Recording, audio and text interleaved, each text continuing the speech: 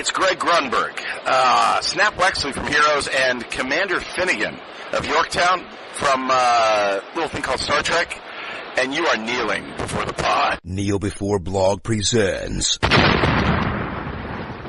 Kneel Before Pod.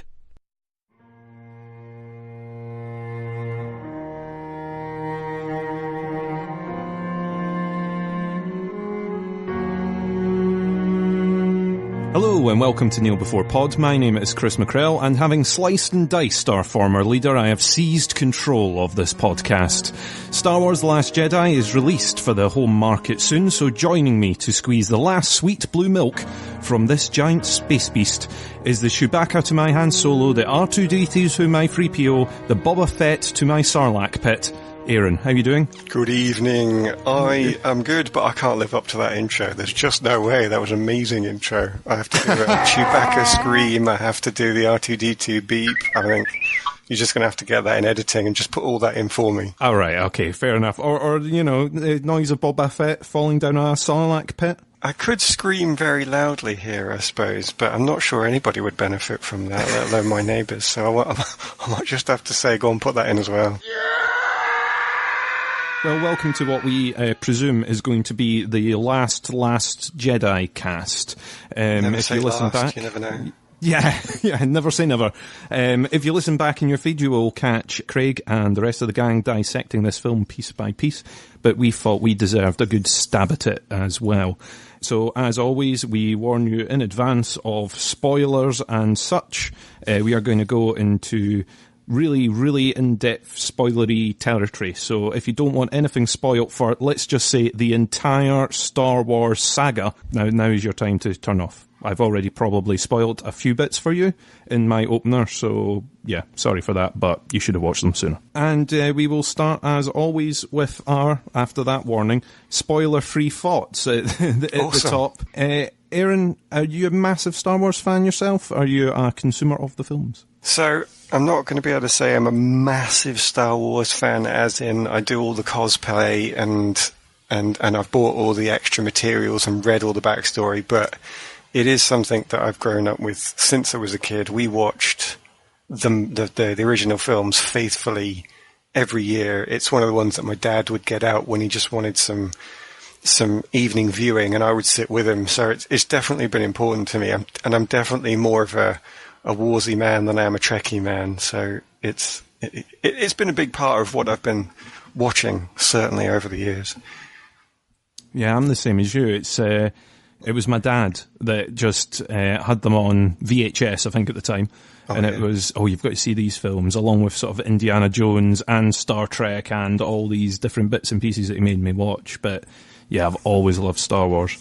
And then obviously the sort of prequels came along at the right time when I was able to go to the cinema and watch them. So, yeah, massive. The whole thing is probably a bit tricky, though, I think, with these new ones. I've been wondering that. See how we're now declaring that we're both these big fans, and I think we'll take big fans. That I've been wondering with these, then, if the expectations are so high, is there any possible way we can really like anything that's come after the original three films? That is true. It's sort of your first gateway into it, really, isn't it? So it's when people say that their favourite Doctor Who was sort of the Doctor Who when they started watching, or their favourite Star Trek was the one that they got into originally, and then nothing's beaten it since, kind of thing.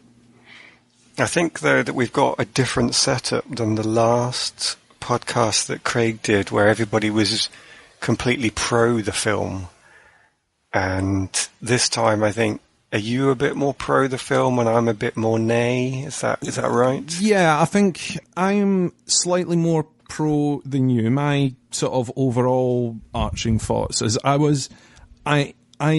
love the fact that we're getting new Star Wars films. I love the fact that we're continuing the trilogy. It didn't go exactly where I expected, in some good ways and some bad ways as well. So I'm a bit of a mixed bag, really, but I think I'm more positive overall than you. Right. Well, maybe that's good for this. But I got the feeling that whoever was going to edit this would need to put in a few soundtracks of me struggling with the dark side as I'm trying to hold back. So I have to get my inner Jedi in here to keep calm throughout all of this. Yeah, I wondered why your eyes were doing that sort of funny glowy thing and the sort of sparks coming from your fingers. I wondered what that was all. Yeah, I've not been practicing that, I promise at all. Okay, well, without further ado, we will sound the spoiler klaxon of whatever spoiler klaxon I have dug up out of the ground.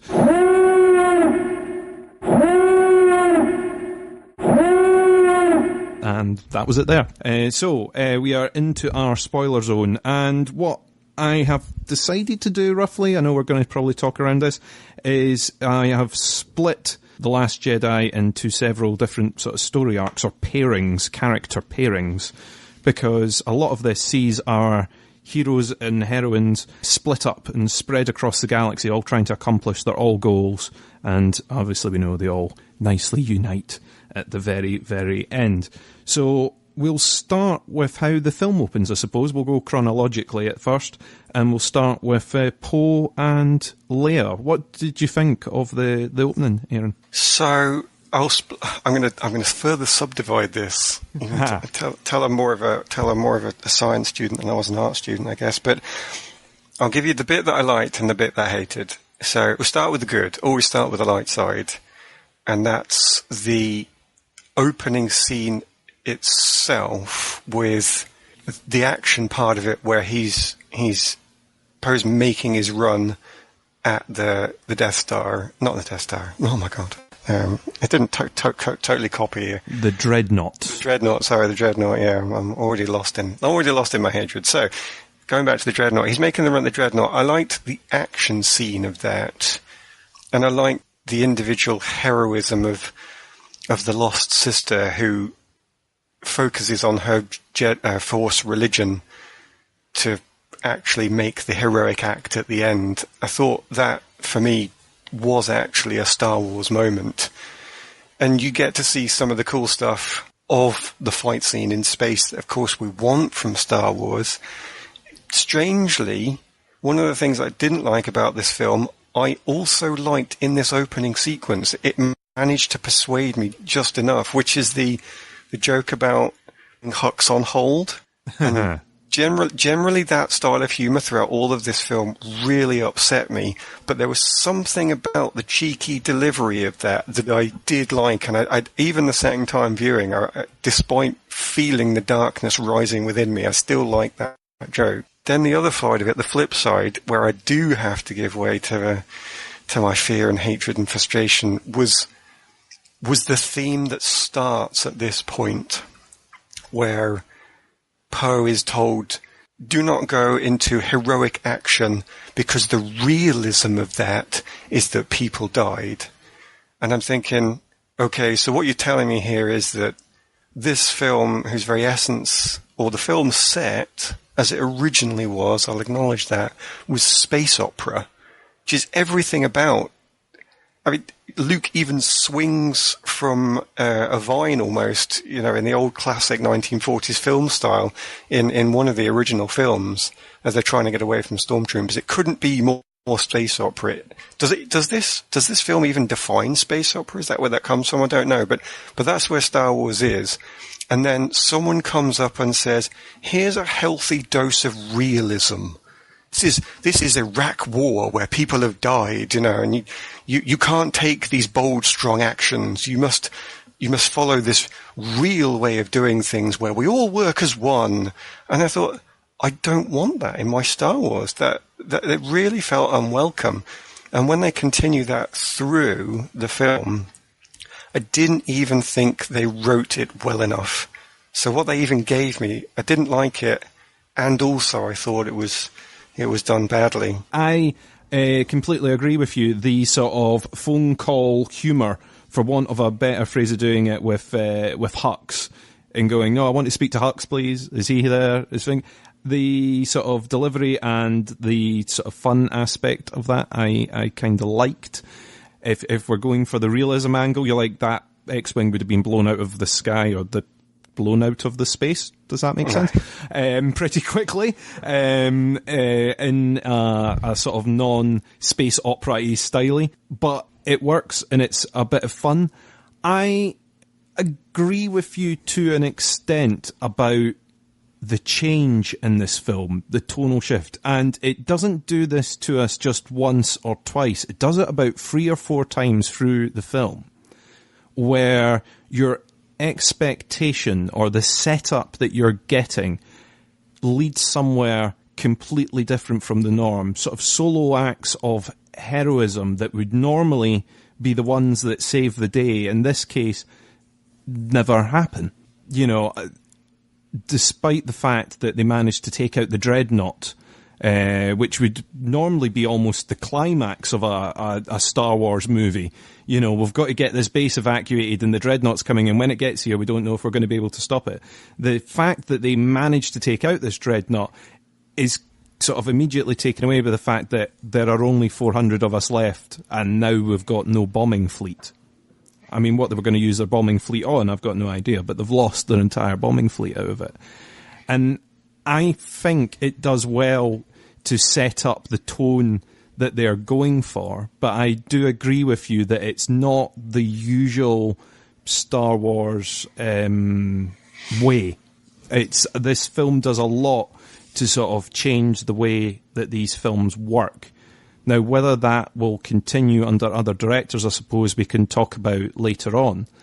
But I think it kind of does the same in a way, let me try and phrase this better, in the same way that DC did with their universe, where they try and go, okay, let's now try and make this realistic, this opera, this ridiculous premise, let's try and make this a bit more realistic and playable. And I think in some ways it works, and I think in other ways it doesn't quite pay off. I just wonder with the DC parallel, and that's quite an interesting one, because in that, didn't they make sure to change the tone in a different series? So, you know, Flash has got one tone and then Arrow's got another tone, whereas here I'm thinking that it's the main line, the main program, the set of 9 films that are going to be, to me, are all in one line, and I want there to be some sort of connection through them all. In my mind, I would have separated out things like Solo and good grief, what's the other one? Forgotten. Rogue One. Sorry, thank you. Those were the separate ones. I thought those were the places for it. I mean, fine if you want to bring it up later, but that's my first thought to what you've brought in with that parallel. I was more thinking along the line of the DC film universe rather than the TV universe. But I get what you're saying there. More that the film universe went along the more realistic route, as opposed to Marvel's more cartoonish version, for want of a better phrase that I will try and find later on. I agree that I thought that the Skywalker saga, to try and separate it from everything else, would follow the same tone, especially considering the previous film that we've seen, you know, Episode VII, where it basically lifted that entire feel from the previous films. It was more of a New Hope than it was what you saw during Rogue One. And I think the fact that they've picked up Rian Johnson to do his own trilogy is kind of a sign that they do want to try and do something different, and maybe this universe or this series isn't quite the right place to do it. It might be why he's not directing Episode 9 after this. Well, that'd be an interesting development, I have to admit. Now, I have to warn you though, I've got infinite thoughts on this one. So if you want to bring that up into your later part of your heading and focus back down on your pairing, then bring it back to me, and I'll deliver you all my hate and rage at that point. We'll just release the Kraken and do it all at once.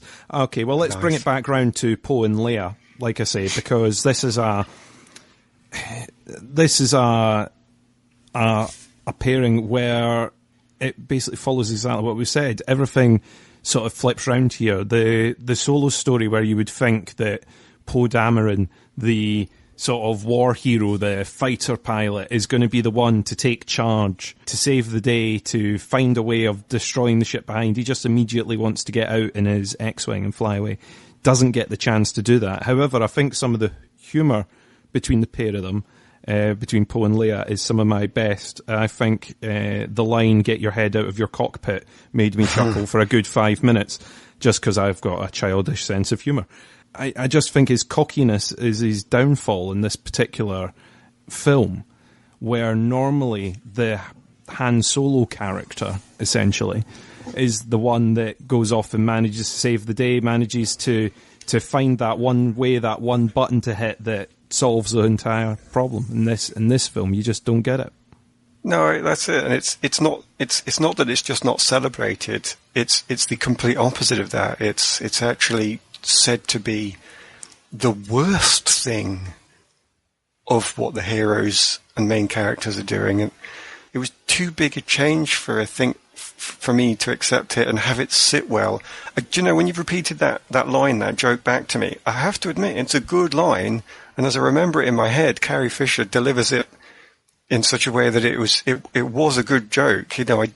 But I had to reflect back on that. I was so bothered by how poor that whole arc theme was written that I couldn't even enjoy those jokes. It's only when you said that I even remembered that joke was in there. But there's parts of it that I just can't get past. Some of the other stuff we're going to talk about with the other pairings, even if I didn't like it, and I definitely want to draw a big line here, because I know I've struggled with this on other podcasts. There's obviously a big difference between I don't like something and can I say that I think it's actually bad, such that the majority of people would have some trouble with it. And I think some of the other characters' stuff I didn't like, but too bad. The film's not for me, then I have to walk away. But I honestly believe that this setup with around Leia and Poe was just done so poorly, such bad writing, that it did ruin all of that for me, and it might be what finally tipped me into embracing my inner Dark Lightning.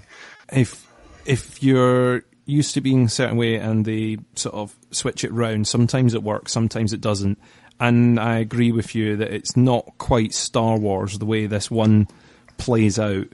I mean, Poe in the previous film didn't have that much to do, to be honest. He was meant to be the delivery boy, he didn't get there, he sort of helps Finn get free, and then that's it really until the end of the film.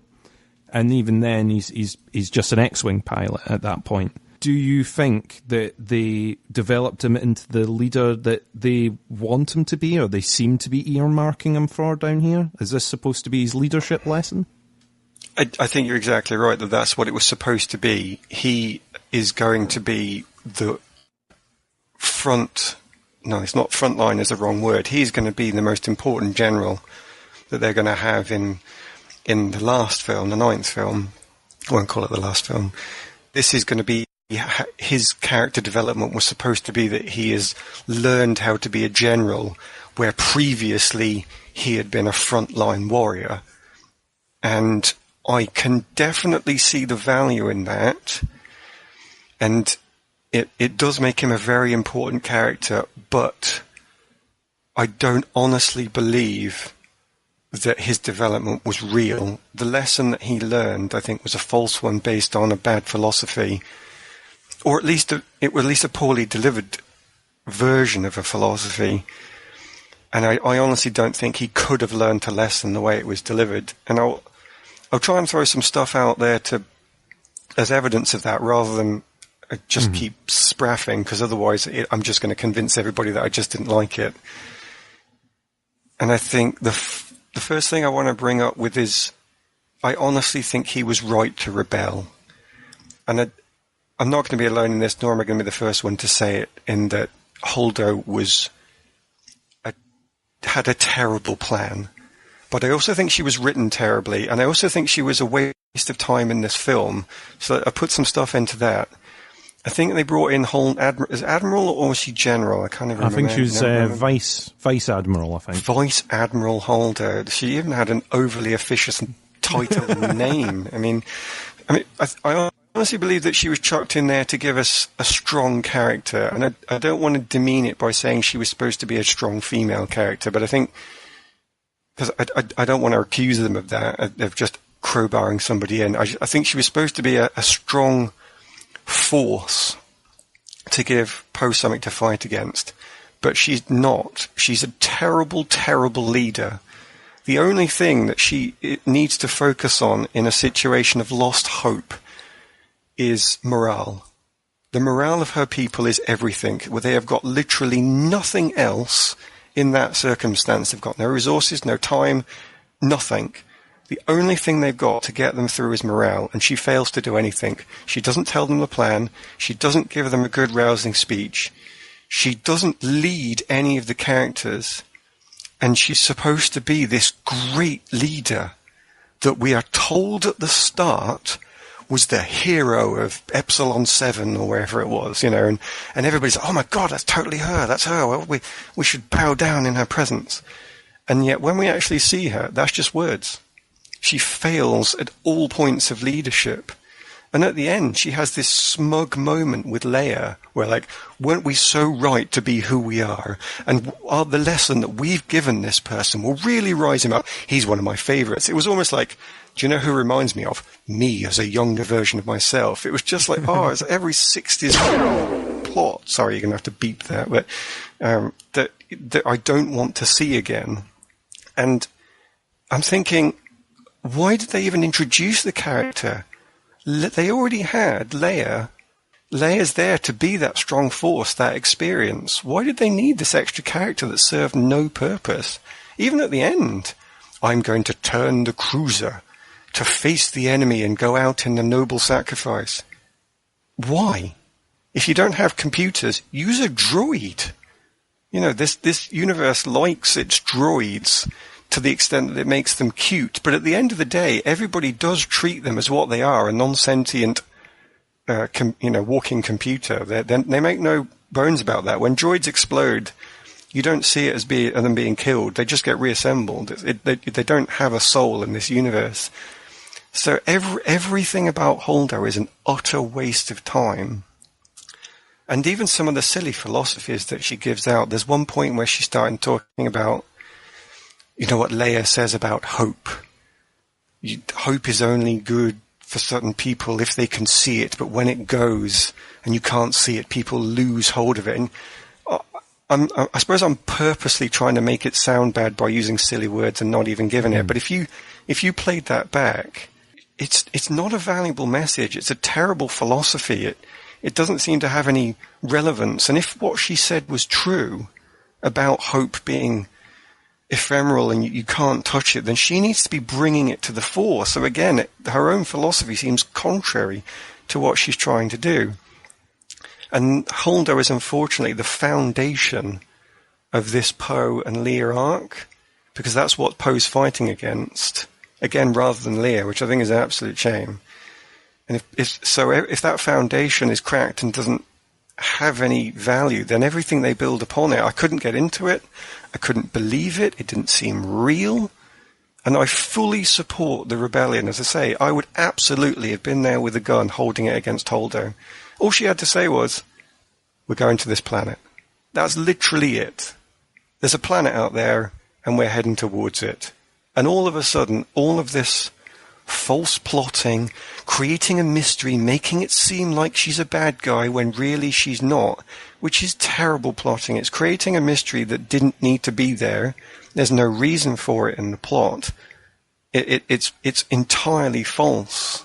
And I can't like anything. Even Leia's joke that on reflection back now that you brought up, I couldn't even like that. I was in such a foul mood at how terrible this was.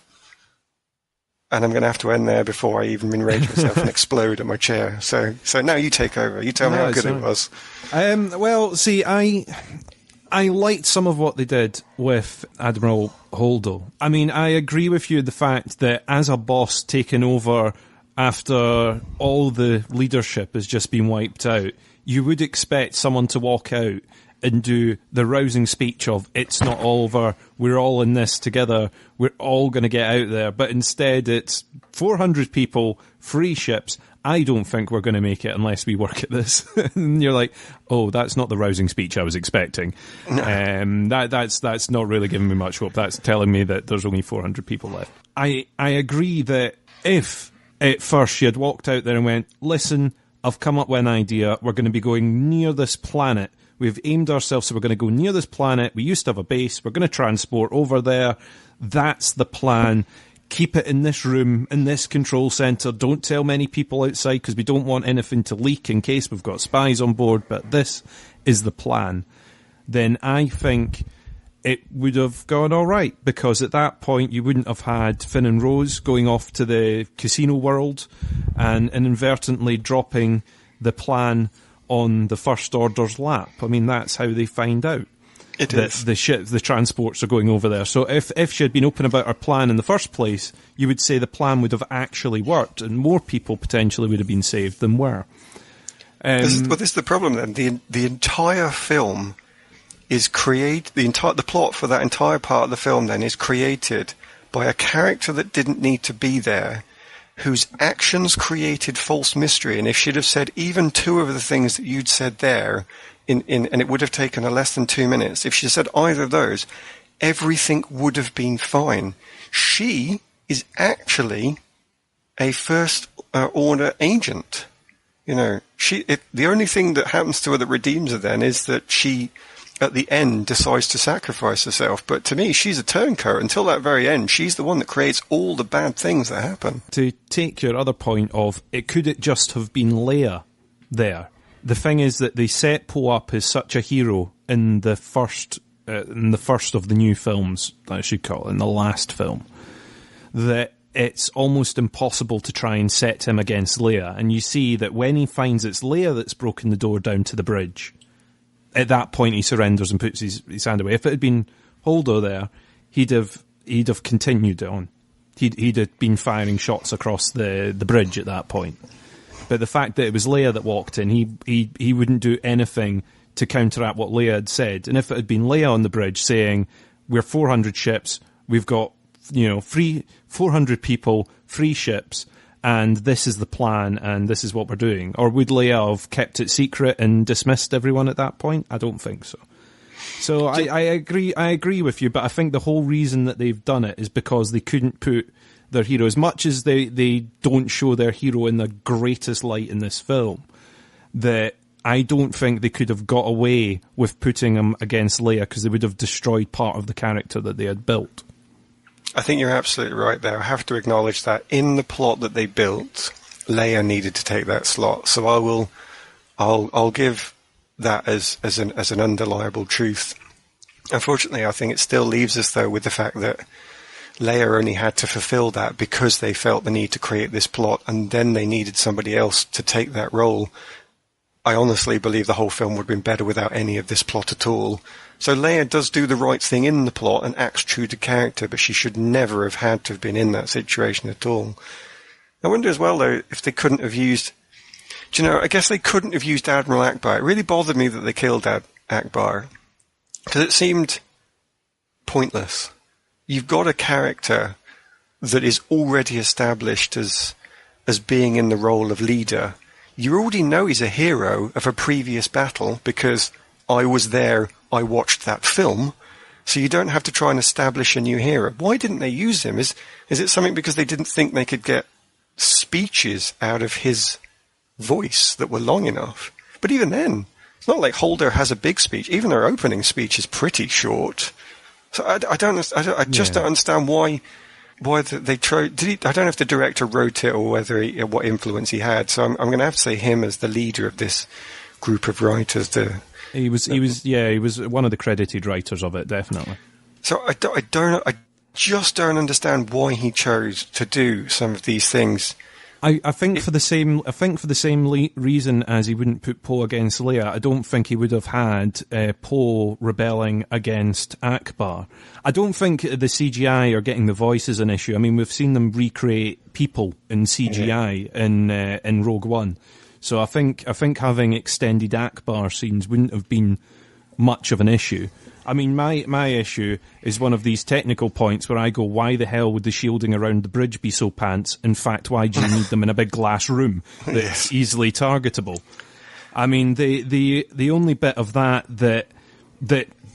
irked me more was the creation of a new force power that I've got to pick on and go, whoa, the force can do what now?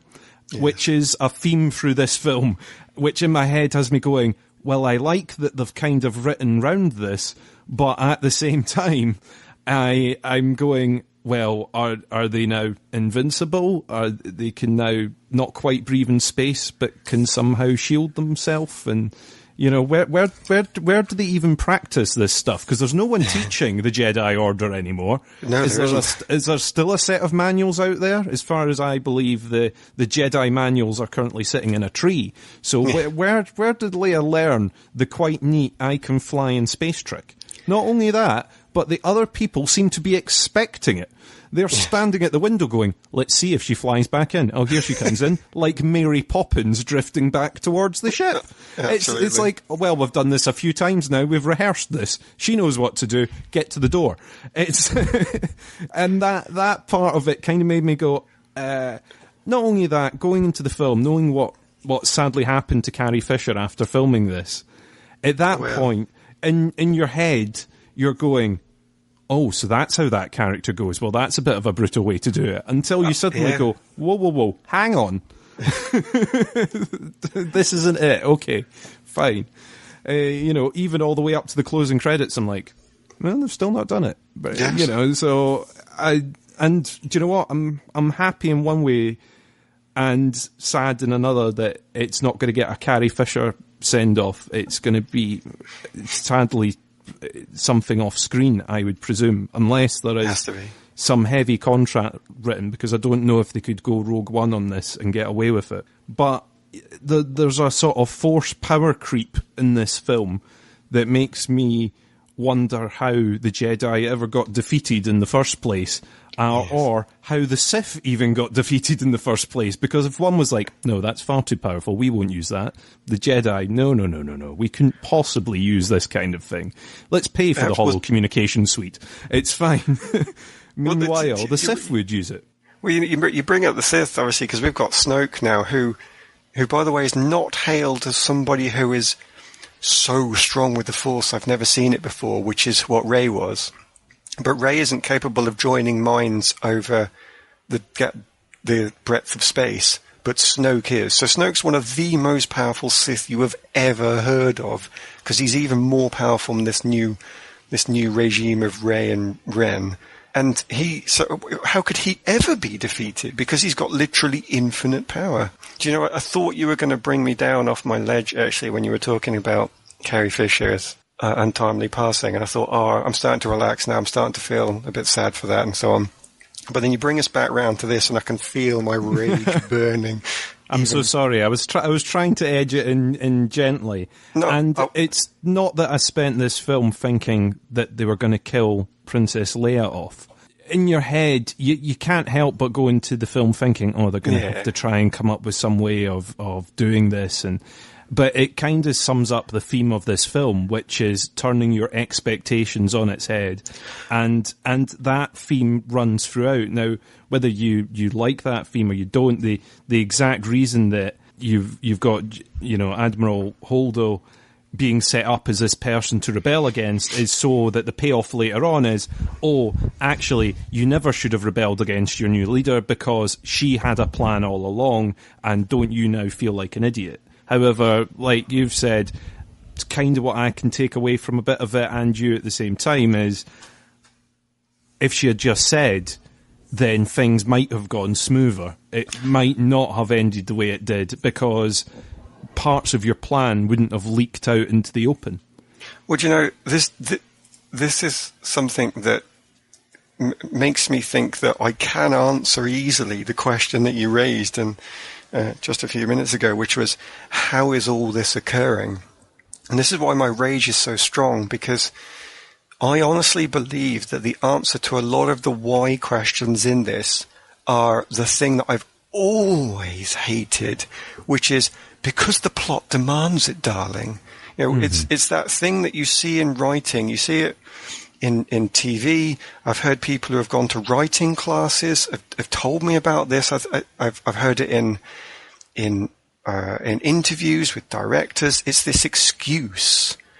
Why did this need to happen? Why did this character act out of the ordinary?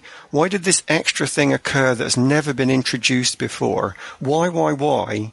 It's always because I needed it to happen to make the plot that I wanted work. And you're thinking, well, I'm thinking, that's terrible writing. What you're saying to me is you have to break my expectations, do something completely new and unexpected, ignore all the background and everything you've set up, completely break your connections to the rest of what you've done to make your plot work. Then your plot is rubbish. And you're still just making it bend to what you've got in your head. You know, if I went into my everyday job and said, right, I need to train you guys on this piece of software, but I don't want to acknowledge the way human memory works. I want you to just learn in the order I want to speak in. Is that okay? We'll just do it because my feelings demand it. You know, my day needs it. Screw how you memorize things. I'm thinking that would not be accepted. So why do we get this excuse? Because the plot needs it. We have to have Holdo because we want to do a challenge to Poe. We have to kill off Akbar. We have to do this with Leia. We have to give her a new force power because I want her to go into space and it would be cool. Well, think of a better reason why she ends up in space. Have the shields weaken earlier so that you don't have to have weak shields on the bridge. Find another character that Poe has already had an argument with and get him to have a falling out with that person. If the plot isn't good enough, that you need to create a false mystery as to why he should rebel against, then it's a terrible mystery. And this is my problem with that whole setup then. I know I'm not talking too much about Leia, but the writers sidelined Leia. That's just terrible because they wanted to do it to some other plot. I'm afraid the whole thing for me, speaks of a certain arrogance on behalf of that writer, of the guy in charge, whose name I don't even think I want to mention now because I'm just getting more and more angry. But he said, I want to do this. I'm not going to give Snoke a background because I think Snoke is rubbish. I'm not going to do this with Rey's parents, even though I did actually like what he did with Rey's parents. I'll carry on. I'm not going to do this with Rey's parents because I didn't like it. I'm not going to use the Knights of Ren because I don't like them. It's like, how can you be so arrogant to build something and make it yours alone without seeming to pay any reference to what other people have wanted, what other people have done before you? So somebody wrote a film before you that you didn't like. You know, let's say this guy didn't like Star Wars VII. Tough. It's your job to take that on board and do something with it anyway, which, and I need to bring this out because I'm fully in support of this, Mark Hamill, who's on record as saying that he didn't like originally what the director gave him, but I think he did then later say that he bought into it and he did find good things out of it. To me, that marks out Mark Hamill's spirit and soul as an actor as being great, because he found a way to love what he was given in the end, and he found a way to make something of it. He's the star of that particular setup then, and the director is something that I'm starting to want to burn with force lightning if I could have some. Some crackling sound effects in the background, yeah. Yes, please. Can you put that in? Could you put it in somewhere? I will try in post. I don't know if it'll happen or not. If you've heard very fancy force lightning and sound effects in the background for that entire speech, then you know that I've managed to do my work in the background. I've got a request, actually. If you could get in somewhere or starting to go off on one, if you could just get in beforehand a little sound clip of the Emperor going, yes, let the hate flow through you. That would just be amazing. That would totally make my day. I will see what I can get rights to. Let's try that. Yeah, well, there is that. Yeah, fair enough. If Lucasfilm are listening, thanks for letting us use your clips. Nice. We do like your films. See, my thing is, as much as I agree, and I have the same feelings as you in some respect, I'm able to get past it and enjoy the film as a whole. It didn't take me out of the film. in some ways at first I was like, oh, well, that's kind of a change. And the thing is, you're not seeing this particular storyline in isolation. Maybe I shouldn't have broken all the hate into one section for you, but if it gets the hate out, maybe it'll be better for the rest of this podcast. For the rest, yeah. But it for me, it didn't completely take me out of the film. I guess a lot of it is, like you say, plot reasons, and also because it's what we need to do to set up what we want to do next. And we have all these characters, and we've been told these characters need something to do. We can't kill them off screen. So if you don't like them, then let's kill them now. If you do want to continue to use them, then we need them doing something. Because if we have them all in a coma through the whole film, everyone's going to cry that we've not served these characters right. And I suppose just to throw in on that, and yet characters that were wasted. Is it Phasma? Was that the name of the Stormtrooper Commander Captain? Yes. I need the proper name. Captain Phasma, that was it. Decided to just completely waste her and have nothing useful going on with that. So I don't think he was particularly good with all of the characters. And no, I mean, a prime example. I think there's elements that in the writing, you could have had Finn still in his coma through the entire thing on the ship. You know, you could have just ignored the fact that Phasma survived and had her appear in the next again film. I mean, Star Wars has done that before. The character appears as a surprise in the third of the trilogy because you thought that he died in the first. Absolutely. You know, it's established, and it's something that could happen. You have a character that's frozen for a good portion of a film. So it can all happen through there. But it didn't take me out of the film. It did change my expectations. It did kill off some characters that I would love to have back. I would really like to have Admiral Akbar still sitting there. I still think they completely missed the opportunity to throw in his classic line when they find out that they're being tracked through hyperspeed. You know, surely that's an opportunity to throw in the Akbar line. Maybe it was too obvious, and that's the reason they didn't do it. But part of me's like, oh, come on, you could have had Akbar chip in and say something at this point, you know. Well, they've copied enough words from the other films. I mean, they didn't copy loads of words. That's a bit unfair of me. But they didn't balk from copying some of the words. Like, I feel the conflict within you. There's a few words like that where they just reused them. And I think they're probably trying to draw a connection to the other films. But I don't know. I didn't really get anything out of that. To me, it felt like that suffered from the same thing as The Force Awakens, and that was just a copy of A New Hope. So it was very blatant in its copy, but I think it was to get that nostalgia factor and to get it back in, and is maybe the reason they did it that way. I mean, you touched on Mark Hamill and his thoughts when he first got the script earlier on, so I suppose it's natural for us to move on towards Luke and Rey. I'd quite like to move on to Luke and Rey, actually, because I think that's where I can move from I think this was bad to I just didn't like it. And I know that doesn't sound very positive, but to me, I think this is where I need to grow up and say, even though I didn't like it, doesn't make it bad. You know, so it's a step in the right direction for me. So let's do it. Yeah. So when we last see Luke Skywalker, and you see him on that rock, on that island, the lightsabers being handed over, part of me hooted at the fact that the next move was to take the lightsaber out of hand and fling it over the edge of the cliff and walk off. Part of me thought, what? Oh, so that's what the next scene would have been in JJ's world? Would it have been that?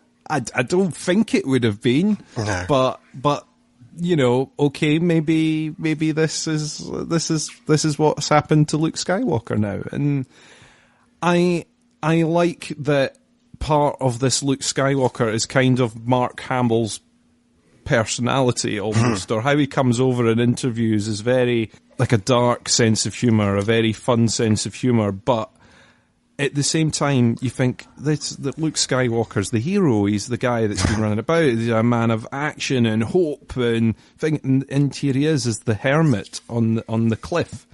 And I can see why Mark Hamill would have maybe looked at that and went, really? That's what happened to that guy? That's where he ended up? That's what he did?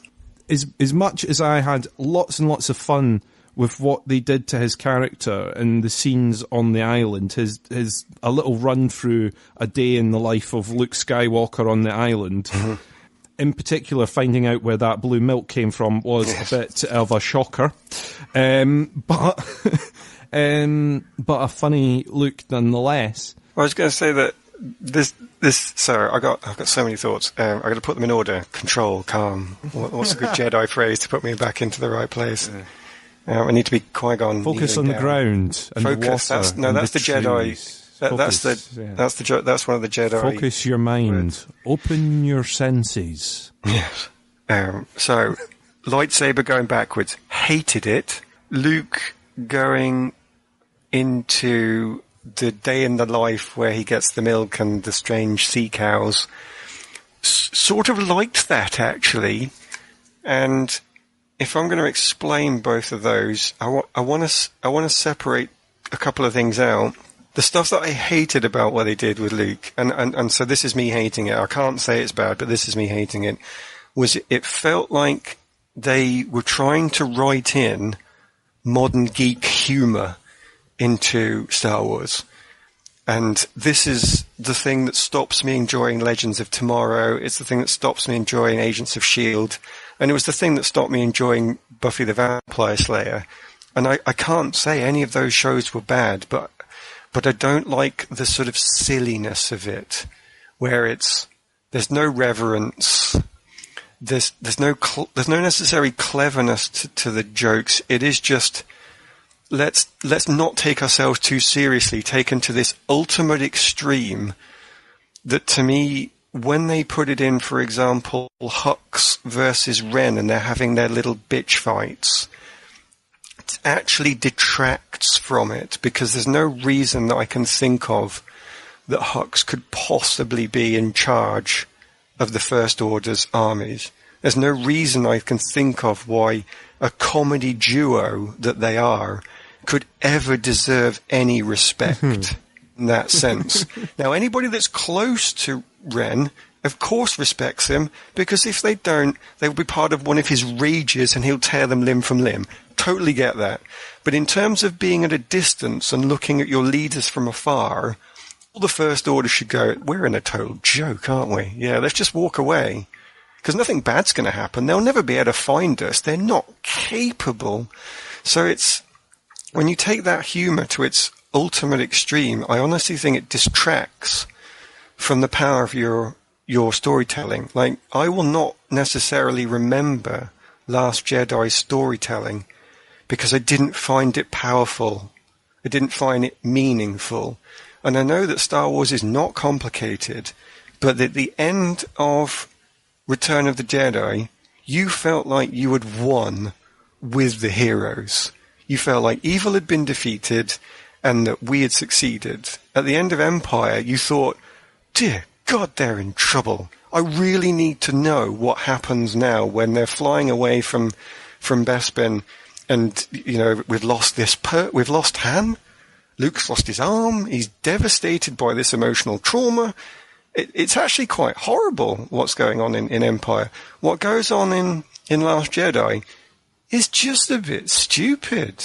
It was a good laugh while we were in the cinema. It didn't mean anything, you know. And I think it's a shame when that humour it takes over that much. And so what they did with Luke, therefore, was never going to sit well with me. But I'm from some old. I'm totally old. I can't deny that. I'm definitely old. I'm one of the old guard, absolutely. And I'm not part of this. The new TV series. I mean, people love the new TV series. I can't watch, so I can't tell you it's bad. I just have to recognise that I'm old and it's past. But then let's move to the light side. Stuff what I did like. Okay, so Luke going to milk in the sea cows. I totally saw Yoda in the Dagobah swamp. And I thought, yes. Oh, all right, that's how this is going to go. He's the lost master, and Rey is going to be the one that comes to you for training. And I thought, you've copied Empire a bit here, and I thought you were not going to copy Empire because the last film copied A New Hope. So I thought we were getting away from that, but let's see what you do with it, because I've been promised something new by, as you say, Leia and Poe's plot, so it clearly can't be the same. And it wasn't. But even then, I kind of like the style of it, but I'm not sure they really took it any further than that. It was kind of fun to see Luke as Yoda doing his best Yoda impression, but did it really go any further than that? No, it was kind of Luke Skywalker becomes a grumpy old man. Yes. From a point. I mean, taking you back to the fact that you hated the lightsaber going over the edge, I mean, I suppose it's almost a visual for what Rian Johnson did to the previous film.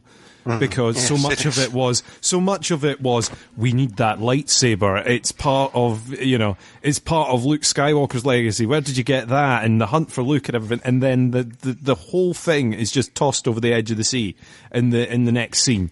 If you're to run the two scenes together and the two films together, it's like, this has been so important. It's been building all the way up to this. He's right there. Okay, see ya.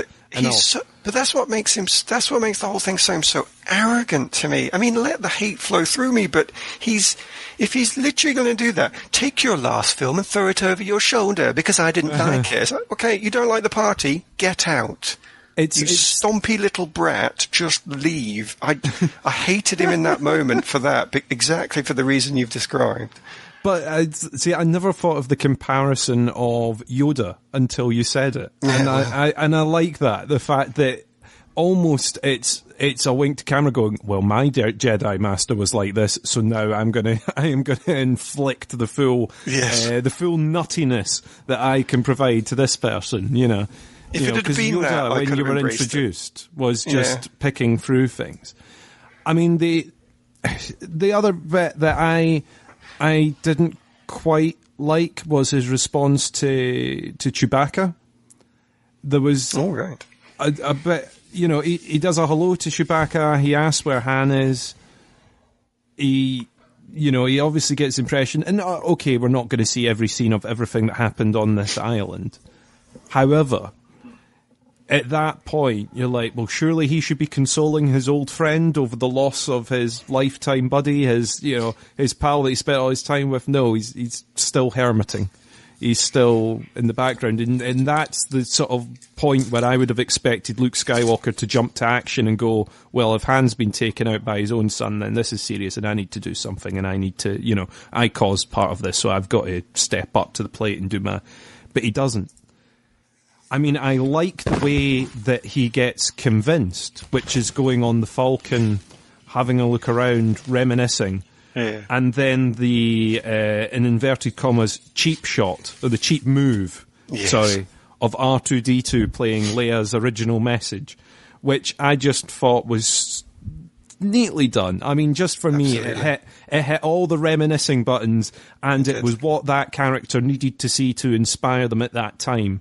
And was a proper signposting to, that's why they've changed their opinion. Because suddenly they've remembered, there is a galaxy out there that needs saving, despite the fact I've closed myself off to it. There's a lot going on out there that I don't know. I want to jump in there and say that, so I didn't totally hate this film because there were parts of it that I did like. And what you've just said is one of them. Seeing the old Leia being played from R2-D2 was much better reconnection to the old familiar storyline that we loved than seeing them replay Force Awakens as The New Hope. Seeing the old film again I didn't want to see, but seeing some part of the old film come back for a great purpose, that was actually magical and is one of the highlights of the whole film.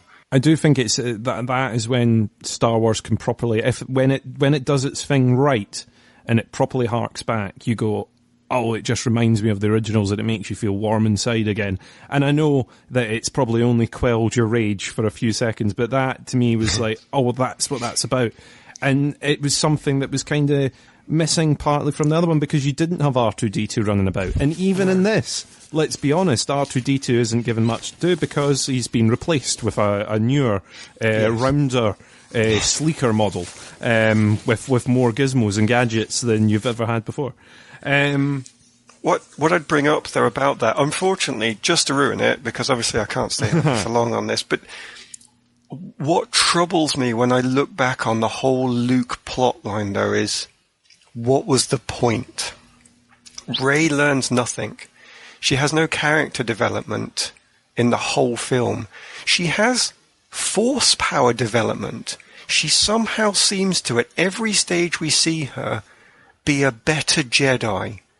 She's better with the lightsaber when we see her fighting the Rock. It's quite a samurai thing where she's swinging the lightsaber at the Rock and not touching it. And it's a nice little martial arts piece that they do with that. But she doesn't learn it. She learns how to use the Force and control it well enough to pick up a whole mass of rocks at the end to free the fleeing rebels. But she doesn't learn how to do that. The only connection that's got to the rest of what she's been through is somebody made a joke about lifting rocks. And from that joke, I'm supposed to think that she could magically learn how to use the Force better. So she goes from a novice, a Force wielder, to pretty much a Jedi Knight in training with absolutely no help. So Luke has no effect on her, and Rey doesn't really learn anything throughout the plot. She even goes into the throne room at the end, calm and in control, and you're thinking, hang on a minute, where did you learn that from? When you were back on Jakku, you were still really struggling. When you fought Ren for the first time, it was this really desperate fight scene, and I didn't even mind her being good with a lightsaber at that time because her actions are so desperate. She's not necessarily an amazing samurai katana wielder. She is just fighting desperately, but now she's suddenly become Luke going into Jabba's palace, Luke going and facing the Emperor on the Death Star with this total control. And I'm thinking, well, that's not character development. That's just you giving her more powers, like some D&D character getting experience. And it poorly thought through. And Luke himself, he doesn't really. He sees the Millennium Falcon, but afterwards still says, "I'm not doing anything." He sees this message and calls it a cheap trick when R2-D2 plays it to him, but he doesn't really learn anything. It doesn't change his actions. He might start connecting to the Force again, but it doesn't really seem to have any twist. There's no realization. Even when he's chatting to Yoda, it's just two mates having a laugh over a campfire. It's not really a thing, you know. And then you've got this cheap trick at the end where I am definitely not going to help you. And of course, they turn up in the final scene to save the day. And you're thinking, that's the worst of all plotting, because we know that's a trope where they persuade you there is no way on this planet, this universe, I will ever come to help you. I'm totally against this. Hello, I've come to help. I can totally save the day. I've got all these powers. I'm over what I've said. I just woke up. I realized I was having these nightmares. I feel much better now. So let me just solve all your problems. Brilliant. There, it's done. I think they managed to write an entire film where two characters have absolutely zero. Well, add in Finn. He doesn't get any plot development either. At least three characters have no character development whatsoever. And so even though I kind of like some of the quirkiness of what they did with Luke, I can't see it. I don't honestly know what the point of Luke and Rey's stories were. What happened? Well, the thing is that you had already been left with the two of them together, so they had to be together in this film, if you know what I mean. It's something that they couldn't unwrite. If the last film had finished with her disappearing off in the Falcon to find him, you could easily write she didn't find him in the next bit.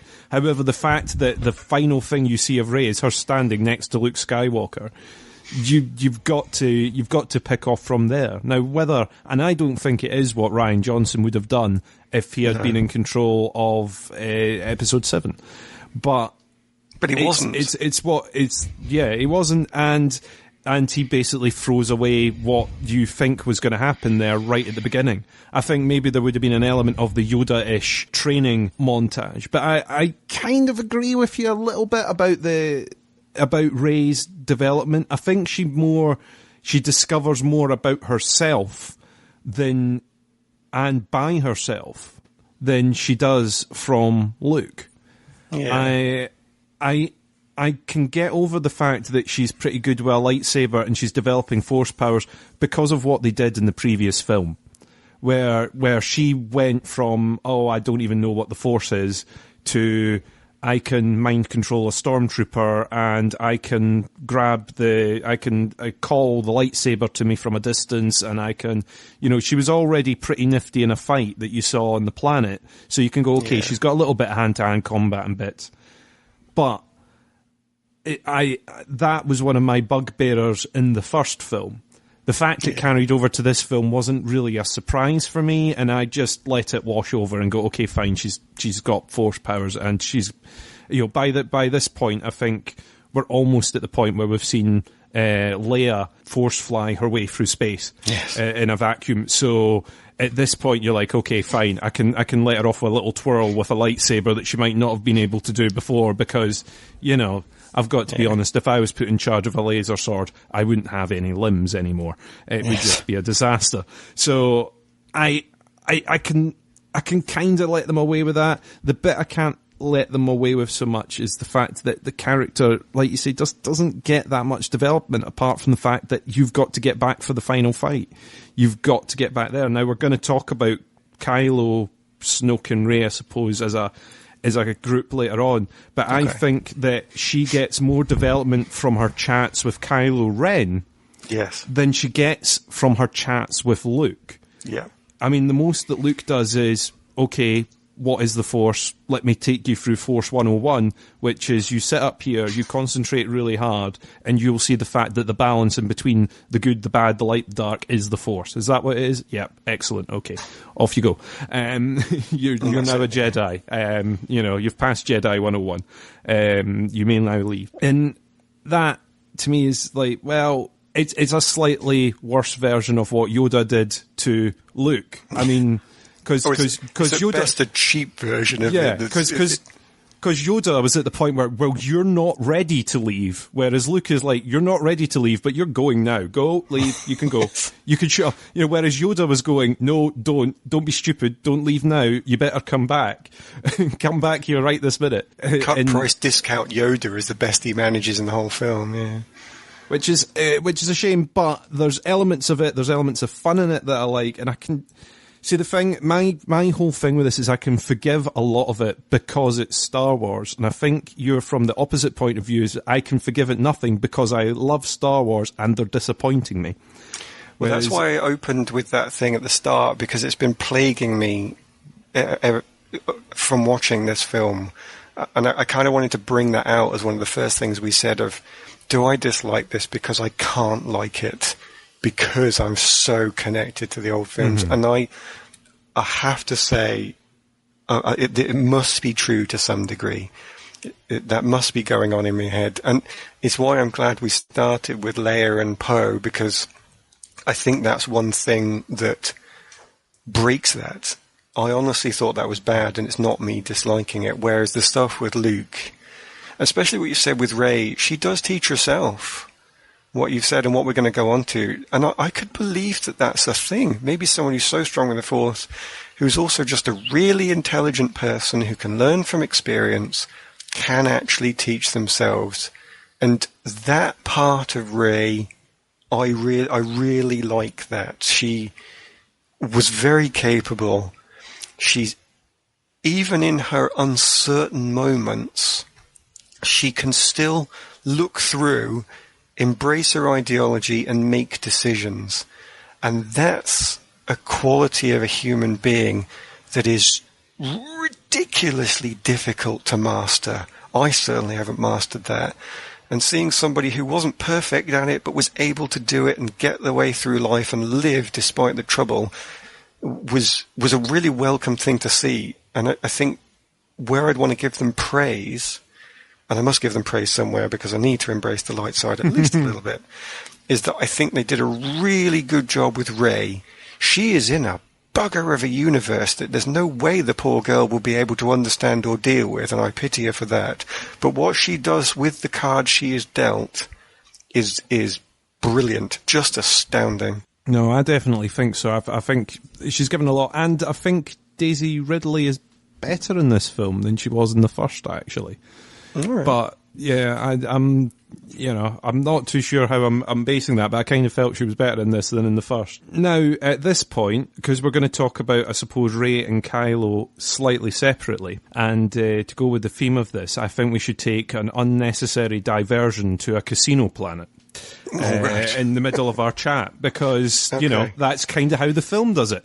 Yes. We get to see Finn, who has now awoken from his coma and has been tasked by Poe on the errand of find a hacker that can get you so close to Snoke that you can disable whatever is tracking the fleet.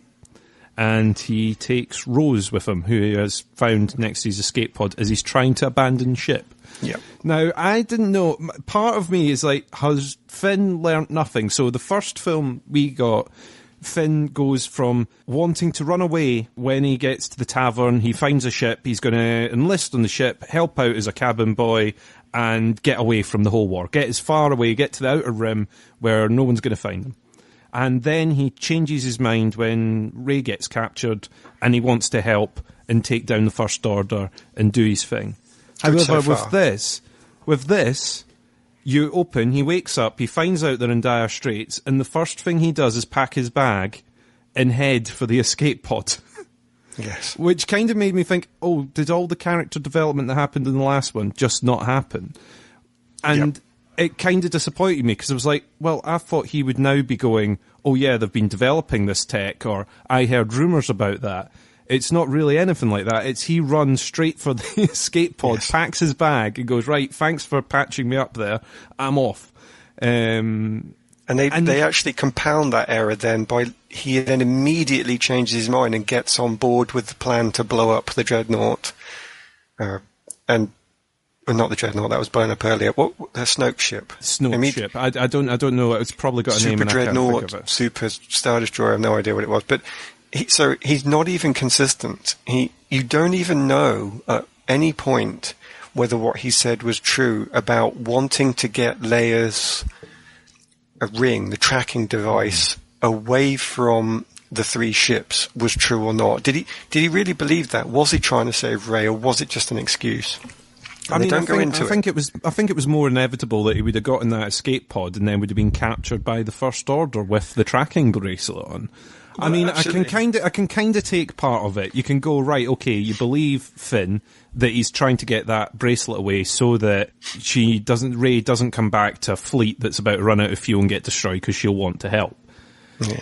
Or you can go the other way, which is he's just trying to abandon ship. I mean, because the thing is, the reason that he changed his mind, as I said before, is because Rey got captured. It wasn't because he had a change of heart. It was because his friend was in trouble. So which is brilliant with this, you can go again and say, okay, it's because she's going to be in trouble if she comes back. So he's got her away. You can take his actions either way. But I still thought that would have been a discussion he would have had with others rather than going, right, I'm going to sneak off the ship now and get away. But unfortunately, as both of us have said, he's given no development. He doesn't take a stance and change it.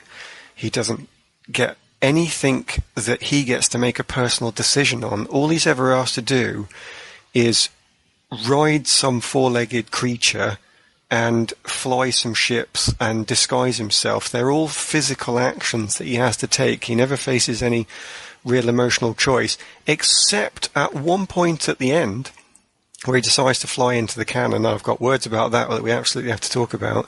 And then when he fights Phasma and he gets to declare, I am a rebel. And you're thinking, I'm totally on board for that. That should have been his big moment at the end where he declares that. He finally chooses at the end of this film, no, I've picked a side. I'm definitely one of the rebels. I'm no longer working on selfish reasons. I am actually doing this for the cause rather than just because I want my friend to survive, which is a great starting point for him. Entirely selfish, very human. And then he could move throughout the film to at the end being idealistic, and he's joined up. And that should have been one of the most defining plot arcs of this film. It was so important coming off the previous film, that problem that you've described about for him, should he stay with them or should he not? And it's just ditched. So we have to add it to the big dustbin that they've created for this, Leia, dustbin, Akbar, dustbin, Phasma, dustbin, Finn and all of his character development, dustbin. Why did they even bother keeping him in the film? As you say, they should have put him in the... They should have kept him in stasis. Kept him in a coma. In a coma. He did exactly the same amount of stuff to the plot as he would have done if he'd have been asleep. It's just so infuriating that somebody could say, I don't like this character, I'm just going to get rid of them because I don't feel like I need them anymore. But it's worse almost in a way that they give him disappointing development than killing him off on the medical frigate when it gets destroyed. Yes. You know, that's the sad bit about it, is if he doesn't get much development, then he could have just been on that medical transport. The thing that saves Finn as a character for me is John Boyega, who I think plays him really well, has a lot of fun with the character, and that's what saves Finn for me, despite the fact that he doesn't get development, and that this whole plot loop on the casino planet is kind of unnecessary. Oh, absolutely. And sort of gets in the way in between the scenes that you would want to see. You're like, I want more of Rey and Luke. I want to see more of this training montage that's going on over there. No. Time to go to Casino Planet and have a look at this. I want to have a look at what's going on between Poe and Leia right now, or what's happening on the ship. What's the ground feeling? What's the on-the-ground feeling of the other people on board the Rebel cruiser? Because we know Poe's point of view, but at no point do we really hear the view of the other pilots or the other crew. There's obviously other people that rebel with him, but you never see that because we're over on Casino World, having a look at the life of the rich and famous in the galaxy, which, as much as it's a nice diversion to go, oh, so this is how the other half live in Star Wars. You know, we've seen the moisture farms, we've seen the backwater planets, we've seen the gas mines and the Death Stars, but we've never seen Casino Planet before, really. Not in this universe. We've seen our Coruscants and all that before, but we've never really seen a planet like this in this particular frame of time. But you know what that's for? It's because they want to get their realism in again. We're not doing space opera. No, this has to be real. Yes, the people sell arms to the good guys and the bad. Oh, don't you feel silly now? You thought they were good guys, but actually they were just as bad as the bad guys. So what are you doing? You know, this Star Wars is almost a fairy tale, and you want to bring in arms dealing to the good guys as if this was some sort of spy novel. You know, it's supposed to have a James Bond style reveal in. I don't understand what that throwaway comment of this character is. I can't remember the name of the character. It's Benicio del Toro that plays it. Oh, I'm looking online and it says his name was DJ, which is also just as unimportant or impressive. But this character comes along and tries to bring in some more real. It was entirely unwelcome. I did not want to see any more of that. I think it's one of those things of movies having to send messages, or they feel the need to send messages.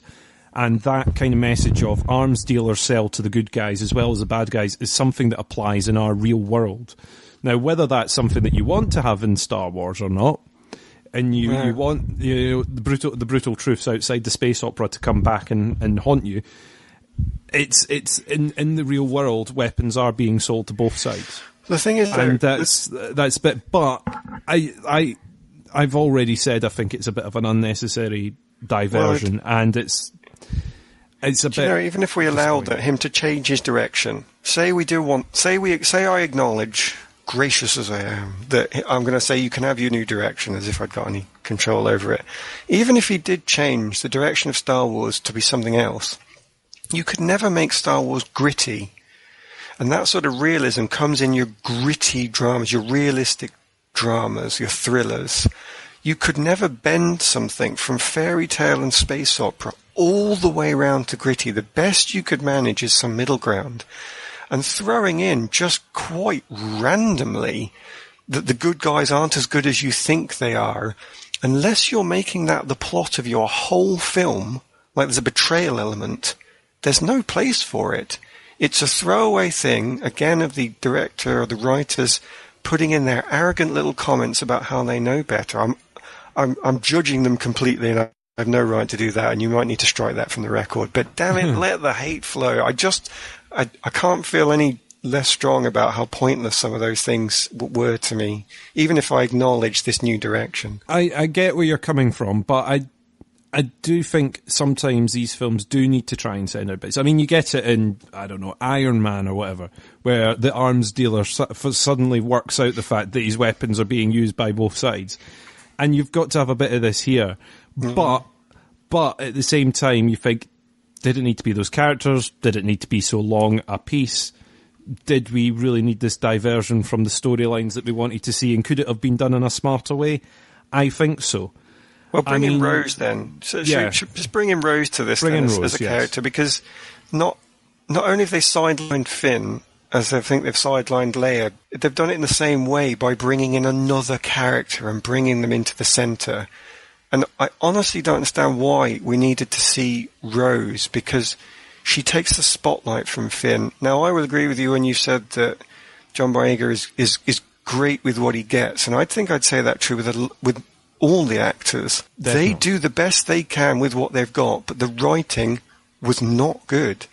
And the writing bringing in Rose, I think, is a prime example of that. She doesn't really serve any great purpose.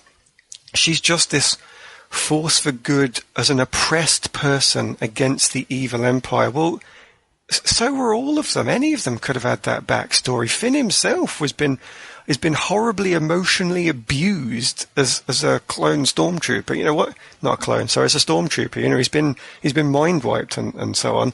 Why did we need an extra character to get that point over? She's just as pointless as the plot that she brings them on. At best, she can be, horses are good because they have not been ruined by society. People who whip horses are bad.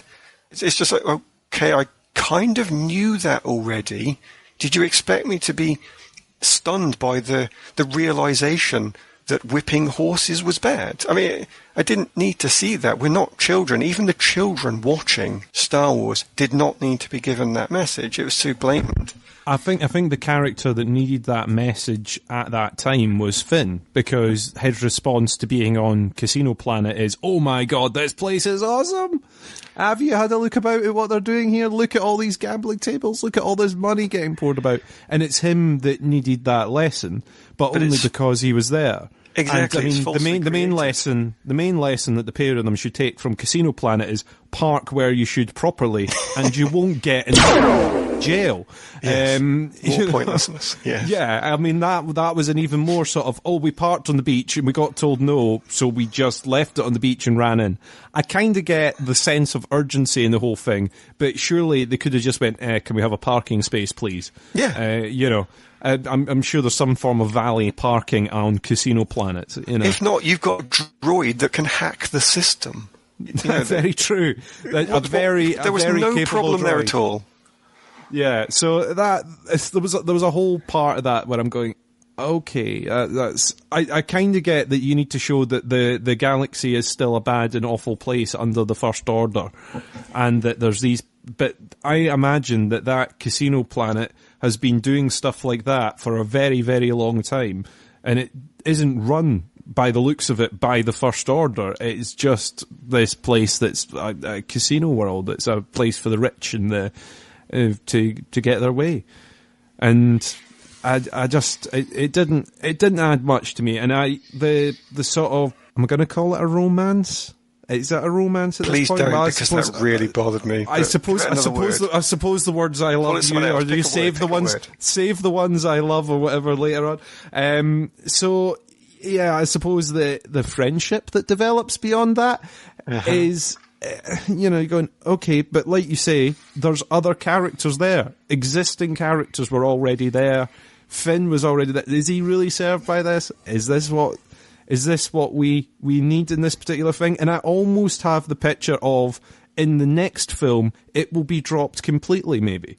It has the feeling to me of one of these character developments. It's the next director's going to come in and go, what the hell do I do with this?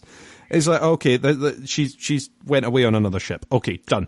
Let's move along. That's it written. It's done. She's away. I don't see where this is going, because I just didn't pick it up, but fair enough. I'm doing it too bad a disservice. As much as Finn the character isn't served well, I agree with you that so many of the characters are kind of underserved in this. However, the actors do a great job and appear to be having fun doing it. Yeah. And then I get caught up in the whole thing, and I enjoy bits of it. I like the sort of chase. I don't think we've seen a horseback style chase in Star Wars before. So ticking the box of doing stuff that we've not done in a Star Wars film before. The obvious would have been getting on some sort of land speeder and a land speeder chase or some form of hover bike thing. But no, we get an equivalent of a horse chase, and I thought that that's different. That's a little bit that I enjoyed out of the whole thing. Can I get one more hate? Can I just get one more rage point? I've got one more rage point that I need to bring up. Rage for it. That's right. That's my new motto. Rage for it. Yeah. The thing that I would raise as not just that I don't like, that I also thought was bad about this particular plot point was where they force the "we're having to save each other and stick together" message that starts with Poe and Leia into the Finn and Rose plotline. Finn actually could have learned his ideological lesson at the point where he's going to self-sacrifice himself by going into the battering ram cannon. You could say at that point he's dropped selfishness and he is one with the rebels, and he makes a plan that is entirely selfless. And you think, oh, that's his great learning point. And he has to die to do it. Could be a big tragic moment.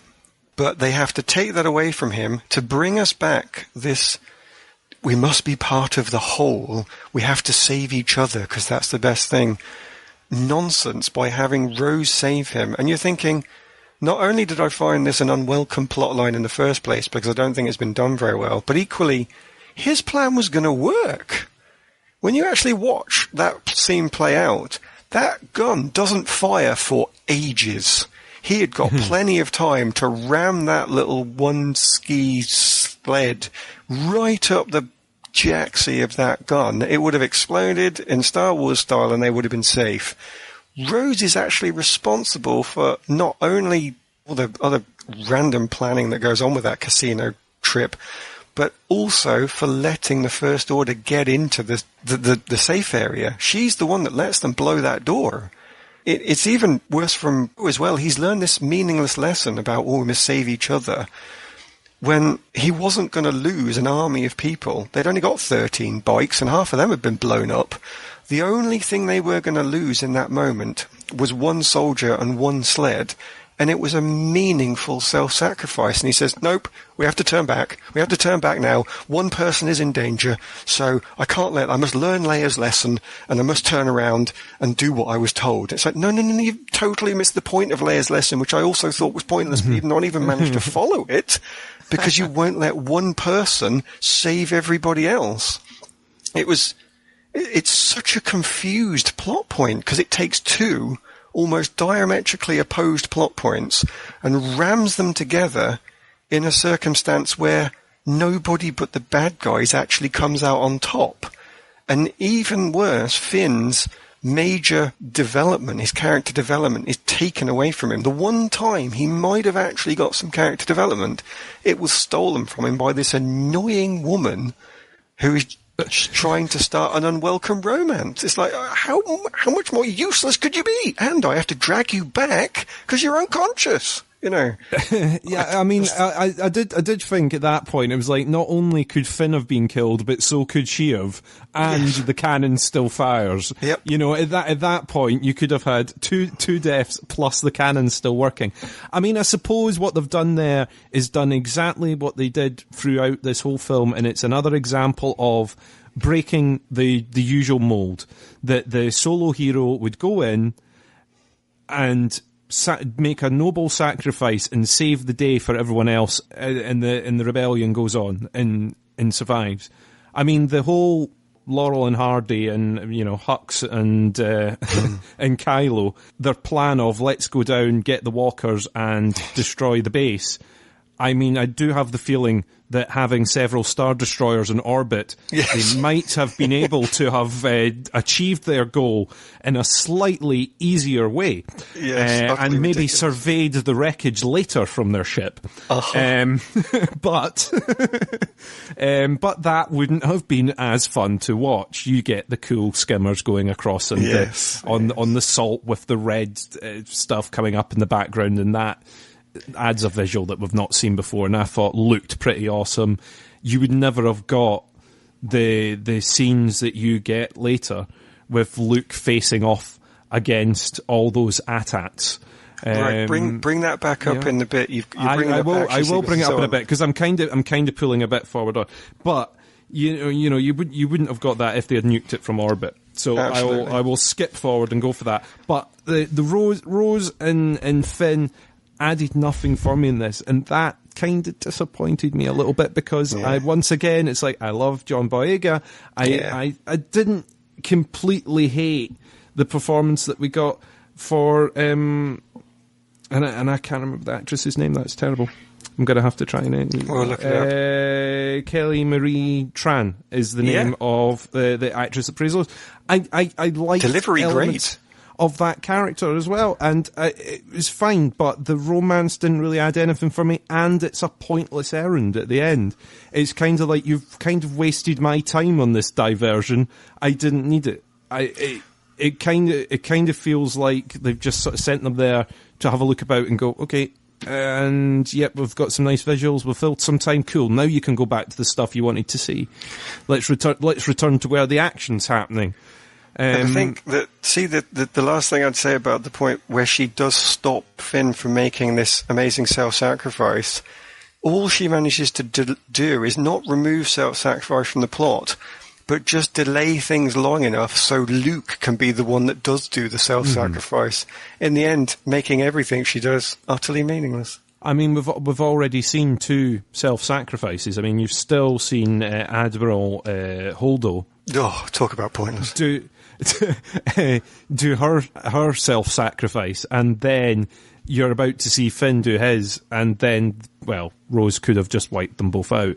I also don't know why they didn't get captured at that point, because they had a long way to run back towards the blast door. But let's not even, and he was dragging a body at that point, pretty much. He was. So way to go for him. That's some upper body strength, being able to do that.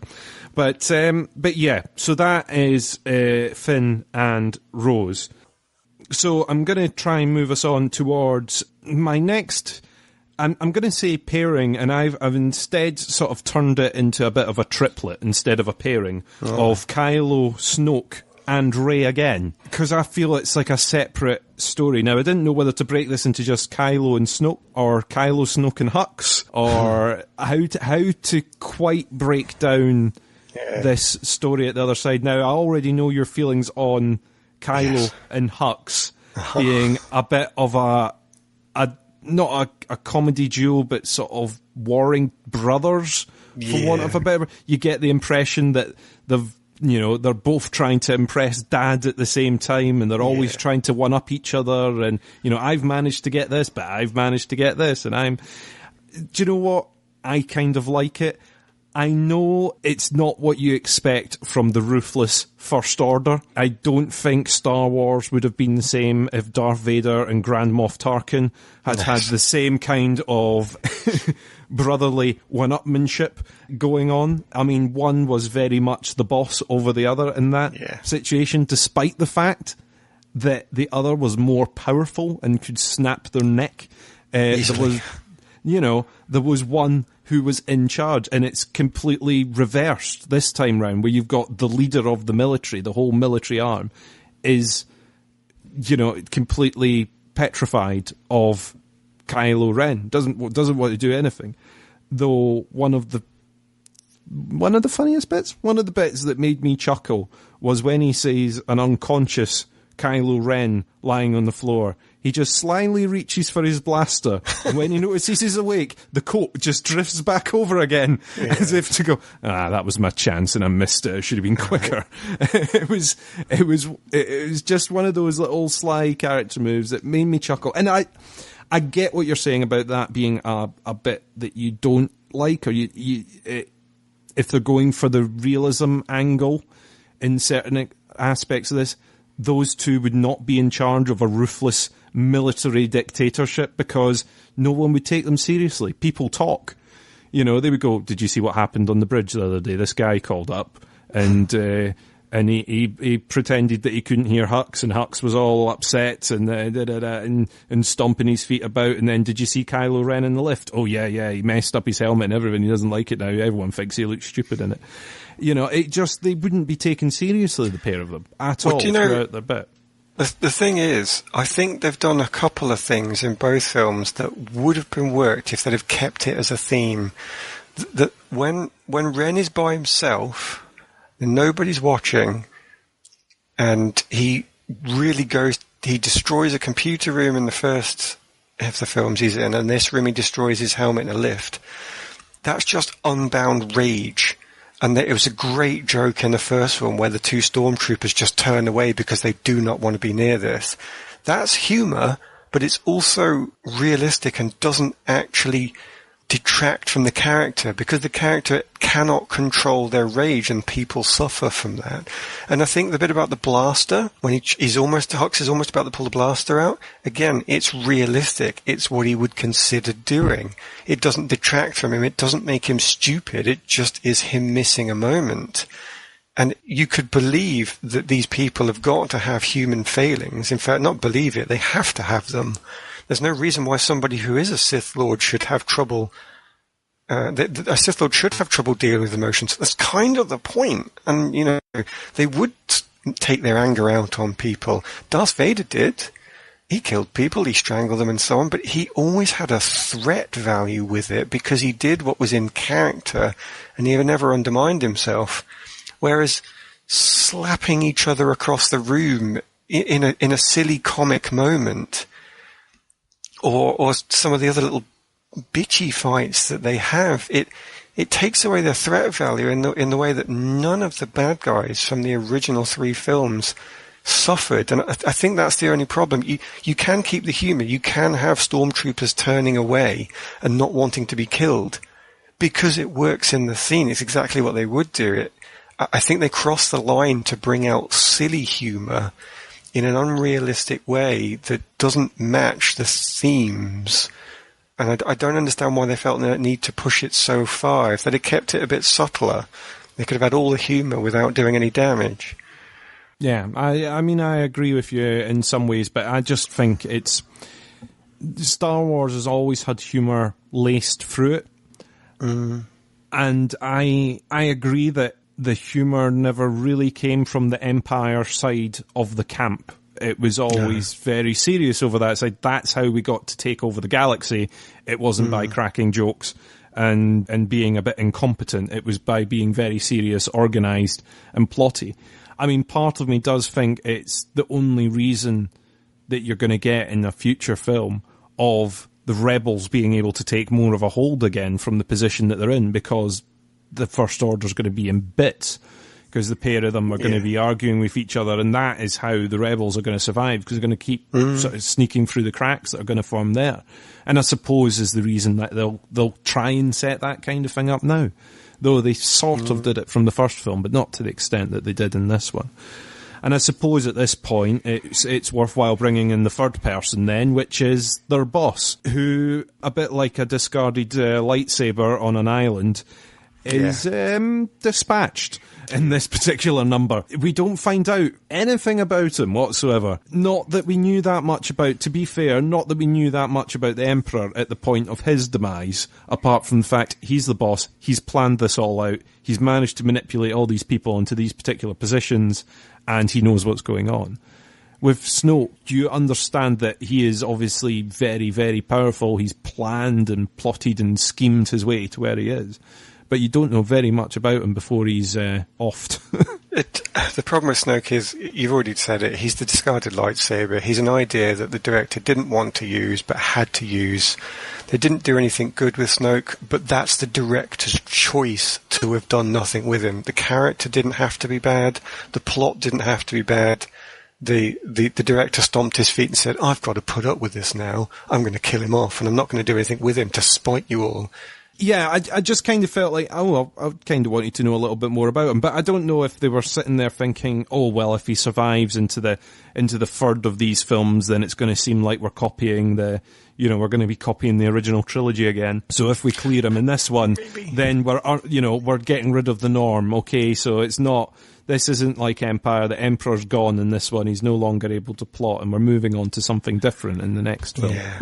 Well, all I can say with Snoke is that I've taken about 8-9 bullet points where I felt in my notes where I felt that they'd copied Empire Strikes Back. I don't think for all that this guy says people think he's done something really new, he still did some copying, and it honestly felt when we got to the throne room that no matter how the fight that Rey and Ren had with the Emperor's guards, it was still them ramming Empire and Return of the Jedi together, such that you had the build-up with Empire with things like Luke is Yoda and so on, and then you have the battle in the throne room at the end where the Emperor is defeated. So that's what happens at the end of Jedi, Return of the Jedi. I don't know. It just felt like somebody just given up when they wrote the whole Snoke thing for this. I don't know. There was an element of that. I mean, obviously, when he gets her, go on, look outside the window and look at the last of your rebels being taken out by my massive space gun. I was like, okay, well, this is kind of lifted from somewhere I've seen it before. Yeah. It's like, just watching out the window as the fleet's getting destroyed in Return of the Jedi, and you're like, okay, I can see where this is taken from, but it's slightly different. It's managed slightly differently. I kind of liked the design of Snoke, I've got to say, because up until that point he had been a hologram in Episode 7, so you were sort of looking at going, okay, well, is he a big guy? Is he a short guy? Is he, I didn't know if they were going to go, after seeing Hux and Ren, I didn't know, are they going to go a comedy angle here? Is it actually going to turn out that he's really tiny? He's a Yoda-sized, a Yoda-sized character, and it's just that every time you see him on the hologram, he's massive and, a big imposing throne and all this sort of stuff. Meanwhile, in real life, he's, sort of a little pint-sized Sith Lord. But, I kind of liked the style of it, and I thought it worked all right. It was Andy Serkis and motion capture. Yes. Yeah. He was at home, but I just kind of feel like, surely there was something more with that character. And do you know what? The answer to it is not, let's have a how did Snoke get on the throne spin-off. If that is the answer to the question, I would rather not know. Let's leave these things a mystery potentially. But so you've got Snoke, who's obviously very, very, very powerful in there, and then he pulls Rey and Kylo together, and I kind of like the fact that he's plotted it out. I got his reasoning for doing it, because at first you're like, what is drawing these two together? And I thought it's either going to be due to parents or family lines or something being, the two families are linked in some weird way, and that's how they've got the Force connection, in the same way that Luke and Leia can kind of tell what's going on in each other's lives. This is why these two know there's some sort of familial thing. I like the fact that instead they went, do you know what? No, it was just that he used his power to connect the two with you. He's messing with you because he knew that you're weak and you're going to come here and try and save him, and then you're all going to fall nicely into place. In the same way that the Emperor used Darth Vader as the lure to get Luke to basically hand himself in, convince Luke that he can turn his father, and he'll come all the way up willingly, without putting up a fight. In the exact same way that you get Rey jumping over to the ship. So with Snoke, then, I would definitely agree with that. I don't think they do anything with Snoke, but he is the reason that one of the best things in the film exists. And almost one of the saving points, the saving graces of this film is the Ren-Rey connection. Both of those characters, I mean, I've already said how much I liked what they did with the character Rey, but I also like Ren as well, because all throughout he is on target as a character. they don't miss a beat with him. When he fights as a warrior, his moves are angry. They're over the top. He's not almost out of control, but it's all about power. You can see when he's fighting Luke that Luke is doing the dodging and he's doing all the movements, and Ren's doing all the attacking. And I think that also is then matched in all of his speeches. Ren is always he's always bitter. He's always angry. He's always trying to provoke. And when you get Ren and Rey coming up against each other, it's the epitome of the light and the dark of the Force, which is, of course, what Snoke is trying to bring together. He's trying to pit light and dark to the point where they then have a battle at the end in which dark is supposed to win. Ren is supposed to kill Rey. It's the entire Jedi philosophy given to us in one partnership. And I have nothing but praise for what the writing team. So I've slagged off the writing team a lot. Okay, so here's what I really did like. I liked almost everything they have done with Rey and Ren. The conversations, the setup, the fight scenes. I could watch those parts of the films. If I could fast forward some of the other bits, I could watch those bits over and over again. I agree that the pairing of them was brilliant. I think the way they get over the fact that there's this distance, and it's a bit of clever writing, really. As much as, you know, I know that we've criticised some bits and pieces, but a bit of clever writing of, okay, we know we can't have prolonged scenes of the pair of them in the same room. Geography is not going to allow this. Yes. You know, it's either that he's got to have her captive and keeps visiting to have chinwags, or we're going to have to come up with something smart, and it's not going to be them texting each other, is it? So this is what we've come up with. And I kind of follow your thing about Kylo Ren being true to his character through the whole thing. I mean, you were talking about how angry he is, how he fights so sporadically. You get that when he's in the fighter. When he's leading the charge, really, to take down the capital ship at the beginning, to take down the frigate. He is the one that's doing the most damage. He's zipping in and out and taking out all sorts of vital components of that frigate as he flies along. I completely get what you're saying about that character. Their development of understanding each other, or more Rey understanding Kylo Ren than the other way about, I think, is one of the strongest bits about this, because it develops from just sheer hatred at the very beginning of Rey going, why can I see you? Why am I speaking to you? I've got no interest in what you've got to say. I don't believe a word of what you're saying. Why are you contacting me? Because it's blatantly you that's doing this. I've got no interest in what you're saying. Up to the point where she's going, I am going to come here. I am going to change your mind and save you and get you out of there because I think you're worth saving, is a massive switch through the film. Yeah, and I think that they obviously had to use the fact that we know about Rey and her mysteries already, where we had to still be introduced to Kylo Ren. So they had to have one side of it being possibly imbalanced, as you say, in terms of how we could discover it as an audience. But despite that, it's so great to see them battling verbally as well as even physically, and sometimes we've seen them in that he tries to convert her by bringing out her anger, so he's using the weapons of his order, and she's using the weapons of her order as well by trying to save him. It's I suppose I'm only going to repeat myself by saying she is the light, and she is personifying that even with every word and every action she takes, and he's doing the same, even though his mystery is still to be revealed, and so that does make that imbalanced in terms of the plot points, despite the fact that he can't say much about that until it's the right point in the plot. Nonetheless, he's still provoking her. He's still trying to get her angry. Who do you think your parents are? Who do you think you are? Who do you think that person is, Luke, that you're trying to talk to? You think he's a good guy? No, he's nasty. He's really trying to bring out every dark emotion in her, even during the parts where we're not going to get our full reveal. It doesn't stop him. It's not false. He doesn't need to hold back his story. He can still use things to pull at her soul, and yeah, perfect. Both of them, absolutely perfect.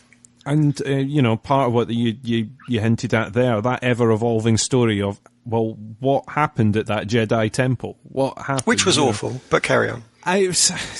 I kind of liked the fact that, okay, Luke at the first time tries to paint himself in the better light. The second one, Kylo Ren tries to paint the worst version, or at least his version of what he saw in Luke that night. Right. Not so much that he's purposefully trying to make Luke out as the bad guy. It's more that was his perception of the events that night. And then that's good. The final truth from Luke, where you get okay, right, here's what happened. I drew my lightsaber, and in that second, I knew I had done the worst possible thing. And I think everyone has had an experience of that, not so much to the extent of drawing a sword on someone, but that point where you do something and almost immediately go, that was the wrong thing. You either say something to someone out of jest and you think, that wasn't actually very cool to say that to that person, or that was very cruel to do that particular prank, or whatever. You have that immediate reaction of, oh, I've boo-booed, and potentially completely wrecked a friendship at that point, or that relationship with that person at that point. And that, I could kind of duplicate on that. Here's the whole film then in one scene for me. That film is everything that scene is both everything that's right and wrong with this film, I think. It's perfectly encapsulated. What you've just said, I completely agree with. The development of that plot to the ultimate reveal is done nicely. It's a good development, and the right stuff comes at the right time at the right speed. Great. But it's in the wrong film. Everything that they did with the idea that somebody could be betrayed by a master, go off the rails and then suffer for it, great idea. It's completely believable, it's completely human, but again, it's in the wrong film. I feel that this is where one of the points where Mark Hamill might have felt betrayed by the writing when he first saw it. And fair play if he made his peace with it. And fair play if he decided he liked it at the end, because I will acknowledge again, as I have done before, this is a thing that I didn't like. I can't necessarily is bad, but I think it was in the wrong film. Give me another Jedi Master who had not been through what Luke had been through, and I could believe that Master might have had that moment of weakness and quickly tried to change his mind, but it was too late. Definitely a very human point, but not Luke. Luke has been through 3 films. He's met his own father and dealt with that emotional trouble. He has been up against the very creature, Vader, who was so powerful that he was predicted, the foretold one, who would bring balance to the Force, who was so evil that his legend was across the galaxy as being the source of all the bad things that had happened. But he went and faced the Emperor and said, I think you, Vader, can still be turned back to the light side. I'm not going to fight you. I'm not going to turn myself. No matter what happens, I believe I can save you. Now, if you can turn an evil legend that has that power of prophecy foretold from whoever knows how long back that would save the Force, you can turn that person to the light, then one young Jedi in training cannot faze you. I just don't believe it for a second that somebody that we've seen going through A New Hope all the way to Return of the Jedi would give us that crisis of faith that Luke had. I can believe another Jedi Master would. I can believe that this would occur in the Star Wars universe. It was another one of these moments that I despise because the plot needs it, darling. We need him to have this crisis of faith, otherwise we've got no plot. Therefore, we have to do this. We have to change his character for the benefit of what we want to write.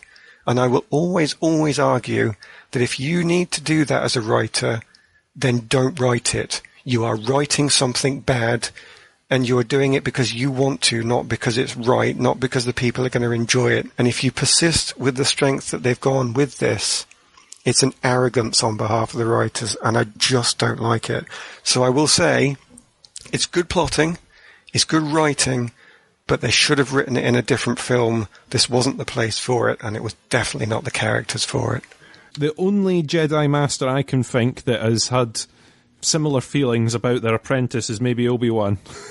Well, who then decided to go and live as a hermit on a sand planet after maybe chopping his former apprentice in half, which is about as close as you get to that. Though granted, it wasn't sort of a child asleep that he pulled his sword on. He was very much in fighting at that point. But that's about as close as I could think of in my bed. I don't know, but yeah, I agree. It's not the reaction that you would expect of Luke Skywalker. You would not expect that character that you last saw after the Empire's been taken down a peg to just give up on his nephew in that way. You know what I mean? On a family member, just like you say, his dad. This is his family. This isn't a random kid that he picked off the street, or this stable boy that he's rescued and trained up to be a Jedi. This is a family member that he gave up on, and that I don't believe he would have done. I think that it's almost enforced Shakespearean plotting, and I think I'm going to be someone who could easily be pulled up on my trying to bring in Shakespearean connections to the stuff that we review in here, because I think I've made it seem like I'm pro and then against it whenever I've said it. And so I want to try and explain that connection here and do it properly. And the reason I think it's crowbarring Shakespeare into this sort of thing, it's almost this perfect master betrays student, family member betrays other family member. It's this perfect situation that seems to give you the strength of Greek tragedy.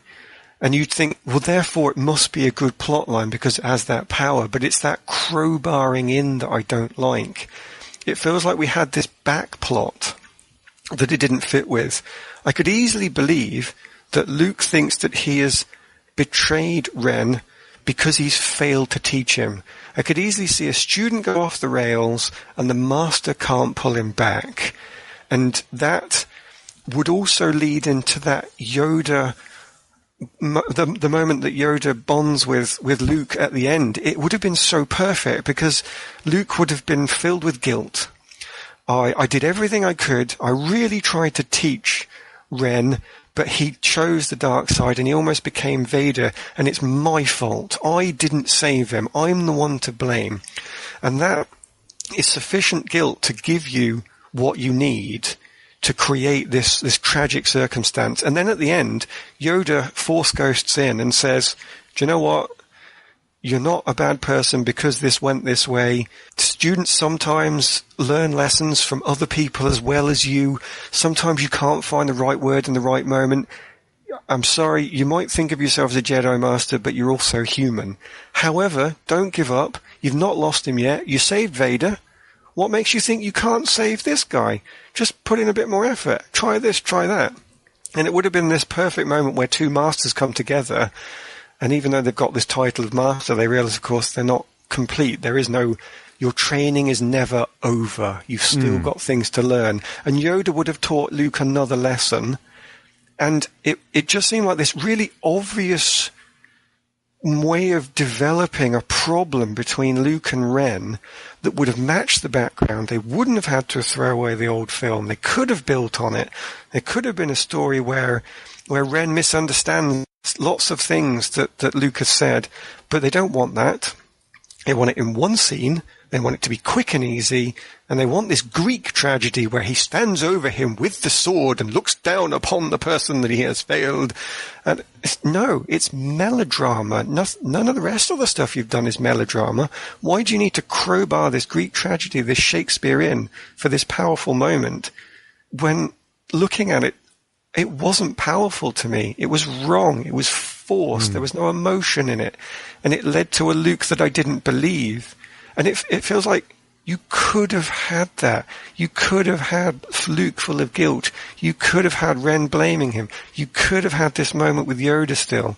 It just needed you to not be so hung up on what I've got it in my head that the writers thought would be a great moment between two characters, but again, not these two, not the way they've been built up before. Use what you'd had, and you could have had something that was everything you wanted for your plot, but so much more powerful and meaningful with it. And so I think it was the biggest mistake of the movie. I didn't like the bit between Poe and Leia. I do think that was a mistake, but I think it was just a bit of bad writing. I will stand by that being not as bad, though, as this moment with Luke, when there was such an easier way that they could have gone. I think this was the biggest mistake of the whole film, and it underpins so much that it almost ruined it for me. Fortunately, Rey and Ren was so good, I could forget about it. But they are the saving grace of this, and dear God, how they managed to build that on the foundation that we were given with that strange little thing with Luke and Ren. I'm quite astounded that something so good came out of something that I see as such a massive mistake. I just didn't have the hate for it that you do. I think there's ways it could have been handled neater, but I think getting the story slowly opening out that way helped a little bit. I get it's sort of big Shakespearean overtones with the sort of sword and the disappointment thing, but it goes a long way of explaining if Luke Skywalker got to that point where he drew a sword on a kid who was asleep, at that point he would go, I have massively gone the wrong way here, and take himself away. And I think they needed to make it serious enough that he would do that, to try and explain this absence. It's sort of an impossible task, I think, they've been given, going, Luke Skywalker has put himself in exile, now explain why. Yes. Because no answer they give will someone turn around and go, well, unless he's broken all his legs and just happens to be stuck, then this is no, it could have been the X-Wing crash landed and he had no communications, and that's it. That's why he's been there ever since. He's just been undiscovered. But instead of doing that, they went, no, he chose exile and went for that. And that's why I think they had to write it that way. But like you say, the Rey and Kylo relationship that builds through this is just brilliant. I love the way it's done. I think the two of them did it really, really well. I know that they still brought in jokey aspects of it. The fact that, the line of, well, it really isn't a good time for me either. Yes. Put your shirt on. But yeah, just put something on, will you? No, thank you. I just thought that was okay. I know that we've sort of hit at some of the humour in this, but some bits like that just made me laugh. And the fact that then triggered a meme that lasted a good sort of 3-4 months after the film is pretty impressive. It is a thing. I can't deny that, yeah. I suppose we'll talk about the fight and everything when we talk about action sequences. But before I move on, are there any other characters that you're wanting to pick up on that we haven't quite passed over with the main lines there? Actually, I think we've covered all the characters pretty well. Actually, that I'd got my notes on. I'm ready for the action scenes because I've got positive things to say about that. I want to embrace the light again. Embrace the light. Okay. Embrace the light. Bring me to the action sequences because then I'm going to feel better because I've got some I've got some good things I want to say about them. Okay, well, let's move on then. Let's move into the action of this film, which is, in my opinion, the strong points of most of the Star Wars films is big action-y showpieces. And, you get a lot here straight from the off. You have an action sequence, you have the bombing attempt on the Dreadnought, the successful attempt, but the sort of the loss of a good portion of the fleet at the beginning. We've already kind of picked through that a little bit, unless there's anything that you're wanting to go on that. I kind of like the tactics that were being used, and at first you're going, well, I'm not sure what's about to jump out of hyperspeed in front of this Star Destroyer, but he's obviously baiting it for some reason. So I like that. Moving on, I'm trying to think of the next ones that we're wanting to do. Have you got ones? Well, that go for the big one. Like I say, go for the big ones. I don't know that I can go through them all in order of occurrence, but my favourite one that I really want to talk about, we've already alluded to, is Luke versus the AT-ATs. Oh, the big one. The big one, because that shot. There's exactly that camera shot where you hit back to the camera and you're seeing the Imperial shuttle hovering above the AT-ATs. I want that as the backdrop for my computer. I want to do one of these glass pictures of that and put it on my wall. I think it was just so amazing. It was as good as the one from Rebels. I don't know if you saw Rebels, where Darth Vader comes out of an explosion of a falling AT-AT, and it's just pure solid style. There was I can say other shots from the film were good, but that to me was just astounding. I could just sit there open mouthed and I could have watched that for a while. And they even do it twice. It's so good. They actually bring you to the scene twice and give you it again in case you hadn't got enough of it. It's like, I'm just going to show you that again. You're right with that. I'm totally on board with that. Yeah. If you've got a third time in you, I would have watched that too. It's where the match day commentary team go, let's see that one again. Absolutely. That was beautiful. Let's rewind that one and see it in action. No, it's just the composition of that. The AT-ATs facing up. The bit I quite like with AT-ATs facing up is when Ren tells them to fire, and you get the one AT-AT that decides it's going to pose slightly more manly. Yeah. It's going to slightly shuffle its feet a bit and go, right, now I'm poised and ready to go. It's my turn to shine. Yeah, this is my moment. I'm going to put on my big boy shoes. And that just made me snigger a bit, because all the other ones are just still and in position, and this one decides to put it in his face. And now I know it's a person controlling the AT-AT. It isn't autonomous. Fair enough. But I'm going to sort of anamorphize it. Is that the right word? Yeah, let's go for that. Anthropomorphize, yeah. Oh, that sounds better from you. Now let's go with that. It sort of stands and does that. I just liked that. The fact that it's fire everything, and it is everything that is getting bombarded. At this point, I'm thinking, why did you have a siege cannon? Quite. Yeah. But anyway... Stay positive. Everything is being fired in that particular direction, and I'm going... If Luke Skywalker has just been wiped out this way, then that's like a really quick way for Luke Skywalker to go. The fact that the dust clears and he is brushing the dust off his robes at the other side is just, what a scene. I have to admit that I was like how I felt that the Poe joke at the start with their call on hold was good. I could almost smile at Luke brushing his shoulder as well, because, again, you could almost see a cheeky Yoda doing it, and they'd made that comparison to Yoda already. So I did bond with that a bit too, but I might not have done. It might have thrown me off, but then when it goes into Luke and Ren having the fight, and it's again it's done with the reverence and respect of the background. Ren is sheer hate. When he swings the red blade, all you can see is anger. And when Luke is moving, using his Crouching Tiger, Hidden Dragon skills, he's pure calm and completely in control. And it is exactly what I wanted to see. I've been very wary about this film saying that it's getting rid of the Jedi Order. I mean, I know they're not, because they've got the kids with the Jedi powers, so they've said there is the Force still in the future, but...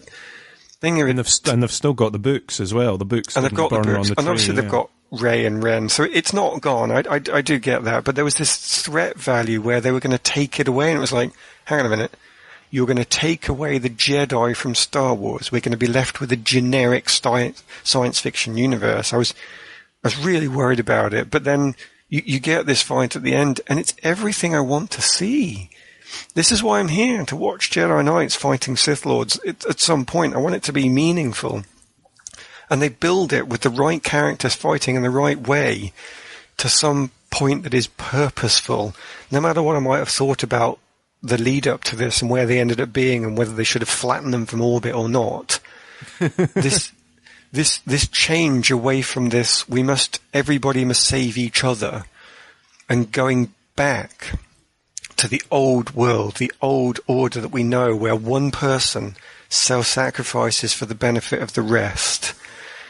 It's like they'd said, I know we've had a bit of fun with doing something else, but let's all face it, this is really why we came here.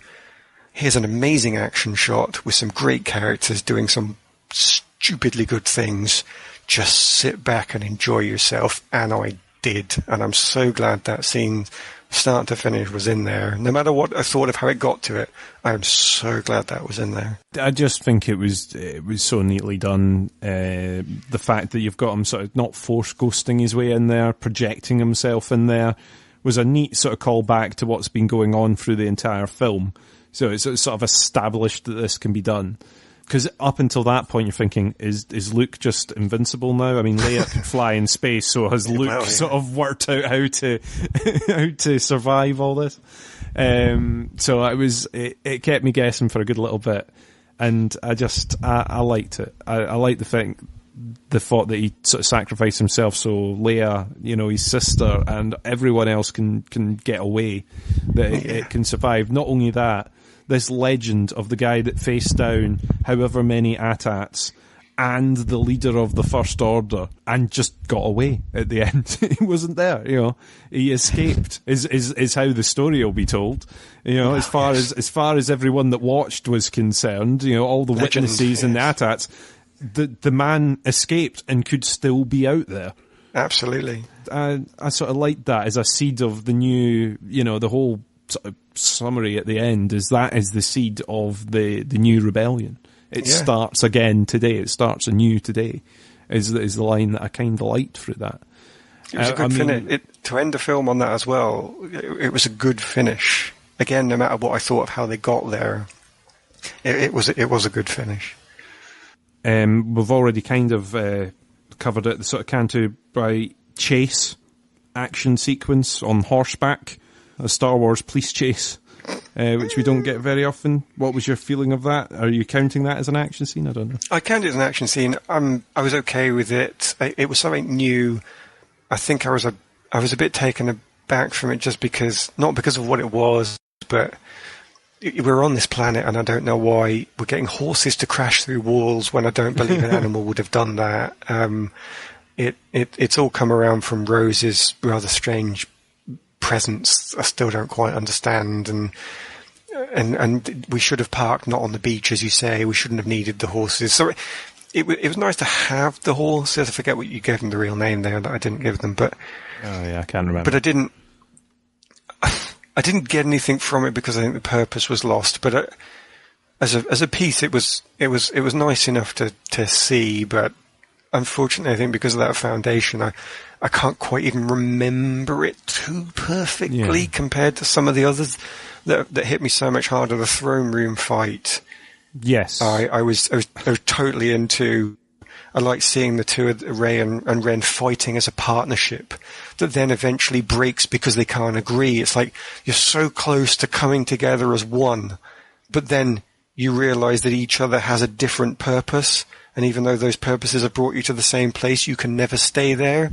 So again, the action builds into the plot and the characters and the purpose.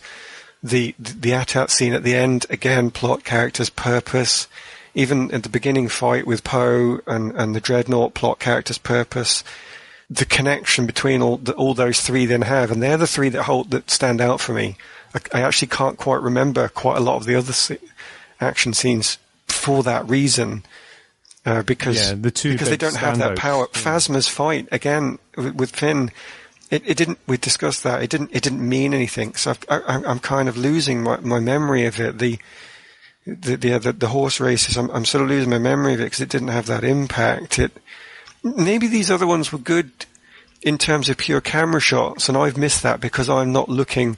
I don't look from a director's focus. I acknowledge that. I do tend to see things from a writer's focus, because that's the only thing I've ever tried my hand at. So I've looked into it, but direction I think I missed. Craig might be the one to, unfortunately, given all that on the previous podcast. So maybe we can maybe I'd have to refer people to that.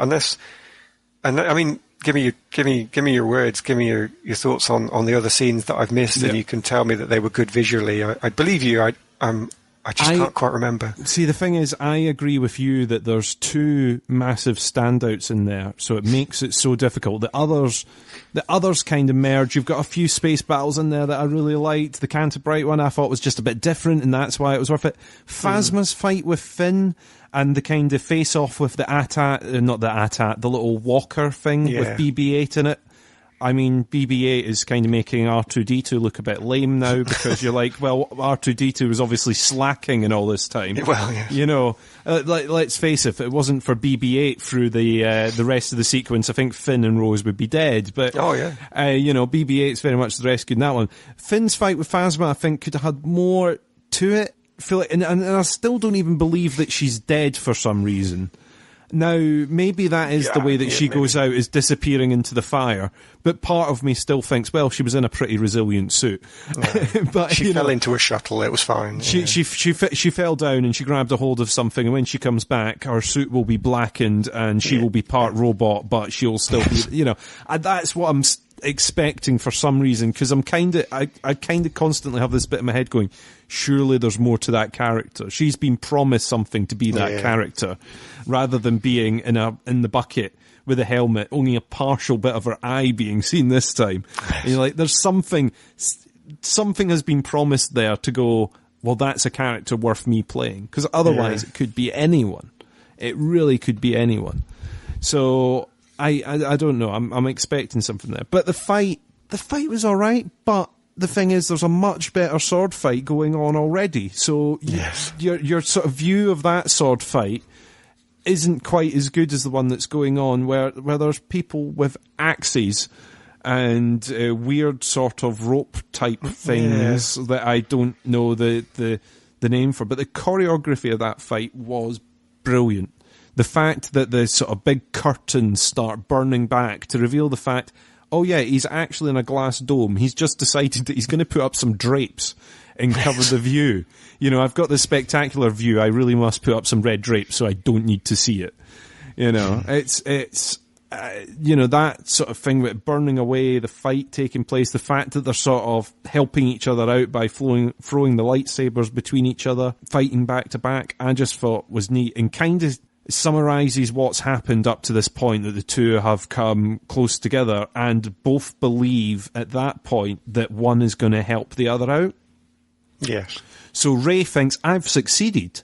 I've got Kylo Ren to join me on the light side. He's going to save the fleet now by saying to cease fire, and it's all going to be over because the First Order's gone now. He's in charge of the First Order, so he'll just make everything better now and it'll be fine. Kylo Ren, meanwhile, thinks, I've just got myself my lieutenant. I've converted her over from Luke. I've shown her that I can be a boss, and together we're going to rule the galaxy. At the end of that, when you see the two of them sort of facing off, trying to get the lightsaber, which they crack in two, you just think, oh, you know, that I can't believe it. It's sort of almost symbolises the fact that the two of them are now split up again. The fact that it does. Each has part of that lightsaber, I presume now. Or she just has the two broken pieces. I'm not too sure. Well, either way, it's the symbology of it. Either way, the symbolism is there. They both lost the fight at this point, and it will have to pick up again in a different form in the next film. That was. But where is that relationship now? Where does that leave the thing, and the ramifications for the First Order, and the fact that you're going to have Hux and Ren ruling the roost over that side? I think all the ramifications for that were just huge. Where they go though, actually, from here. I'm honestly not sure where the last film goes, because they've made such a big point of doing Empire and Return of the Jedi and then finishing it. It feels like he's drawn a line and said, this is an end point.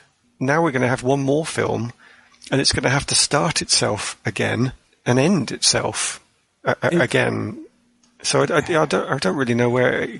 I mean, they did do the bit of the Empire-like ending where the good guys are fleeing from a loss and they have to rally again. So they have mirrored that perfectly, which I think is possibly a shame to have copied the end of Empire, not literally, but figured in feeling. They've copied it. So I know they're going to have to rally the force and rally the rebellion again and carry on, but I don't know where the other parts move on, because they've not done the bit where Luke has just learned about his father, but there's no resolution there.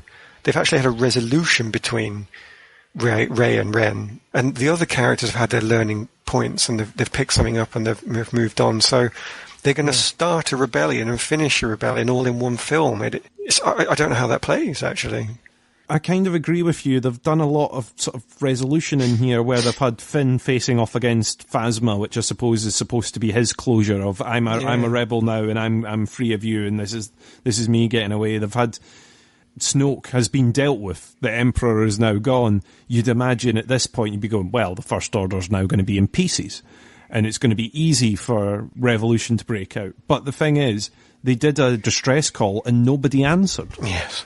So at this point, is there any rebellion? Is there any fight left out there? I would struggle if I was the one that was having to write the next film, because I'd be like, well, where do I go with this? What have I got left in the toolbox that I can pull out here, apart from the dismantling of the First Order? But that's not going to happen within a film. And the only other thing they could do, which I would either be disappointed with or happy with, depending on how they do it, is a massive time jump. Oh, God, yeah. Well, plus the other thing is, because they've now specifically made such a big deal about turning a corner, the final film is left in limbo. Do they turn another corner and try and make it its own unique thing? Or do they try and bring back some of the old Star Wars, in which case Episode VIII will be strange and out of place? They sort of can't do that either. To turn at this point, on the 8th film, to suddenly turn and do a different feel and theme when 7 films have gone before you in a particular style, and there's only one left for you to realise that turn of corner, it feels like it needs support, and I'm not sure things like Solo are going to support that. Rogue One had a dark element to it, but was still pretty much Star Wars, again with the self-sacrifice, doing it, 3 people, 4 or 5 people trying to save everybody else, and they sacrifice themselves for that. So Rogue One didn't turn that corner with Last Jedi. And Solo, from what I've seen of the previews, trailers, I'm still not convinced it's going to, because it's going to be a nostalgia piece about Solo himself, and they have to get in all the things we've heard about from the original 3. So they're going to have to heavily hark back. And the only bold move that I've seen anybody make with that one is, have you seen the one on YouTube where somebody has remixed the Solo film trailer with a Beastie Boys track in the background instead of the traditional? No, I haven't at all. Right, totally go on YouTube. All right, okay. And I advise everybody to do that. Go on YouTube and listen to that. Am I going to have to put this in the show notes? Okay. You're going to have to put this in the show notes as well, absolutely. Because to me, what the guy did with Last Jedi, trying to turn a corner, is he turned really badly and skidded into a wall, in that he hasn't really made it really different from the old Star Wars. He's just changed the humour around and played with the background and plotting. He's not really changed the whole theme and feel. Whereas the person who's created this mashup of Solo with the Beastie Boys has said, right, do you know what we're going to do? We're going to say Solo is a real bad guy, and we're going to take a track that really gives you the feel of somebody rebelling against society. And if they'd really done that, and I don't think they're going to do this at all, obviously, because it's a fan mashup, but if they'd really done something like that with Solo, that would have been a proper turn of a corner into something new, a real modern Star Wars film. And the guy that did Last Jedi then, he's not done that. He's not committed that far. He's just put a kink in and said, I've done something new. Sorry, don't believe you. You tried, you failed, from my perspective, obviously only, but that you didn't really go as far as this Beastie Boys mashup seems like you could have taken it. And for me, that's the future, that if they really want to embrace it, if they really want to embrace a new future, then they need to see what these guys have done in their own, basements, and learn a lesson from that. That could be a totally new Star Wars future. Don't see it happening though.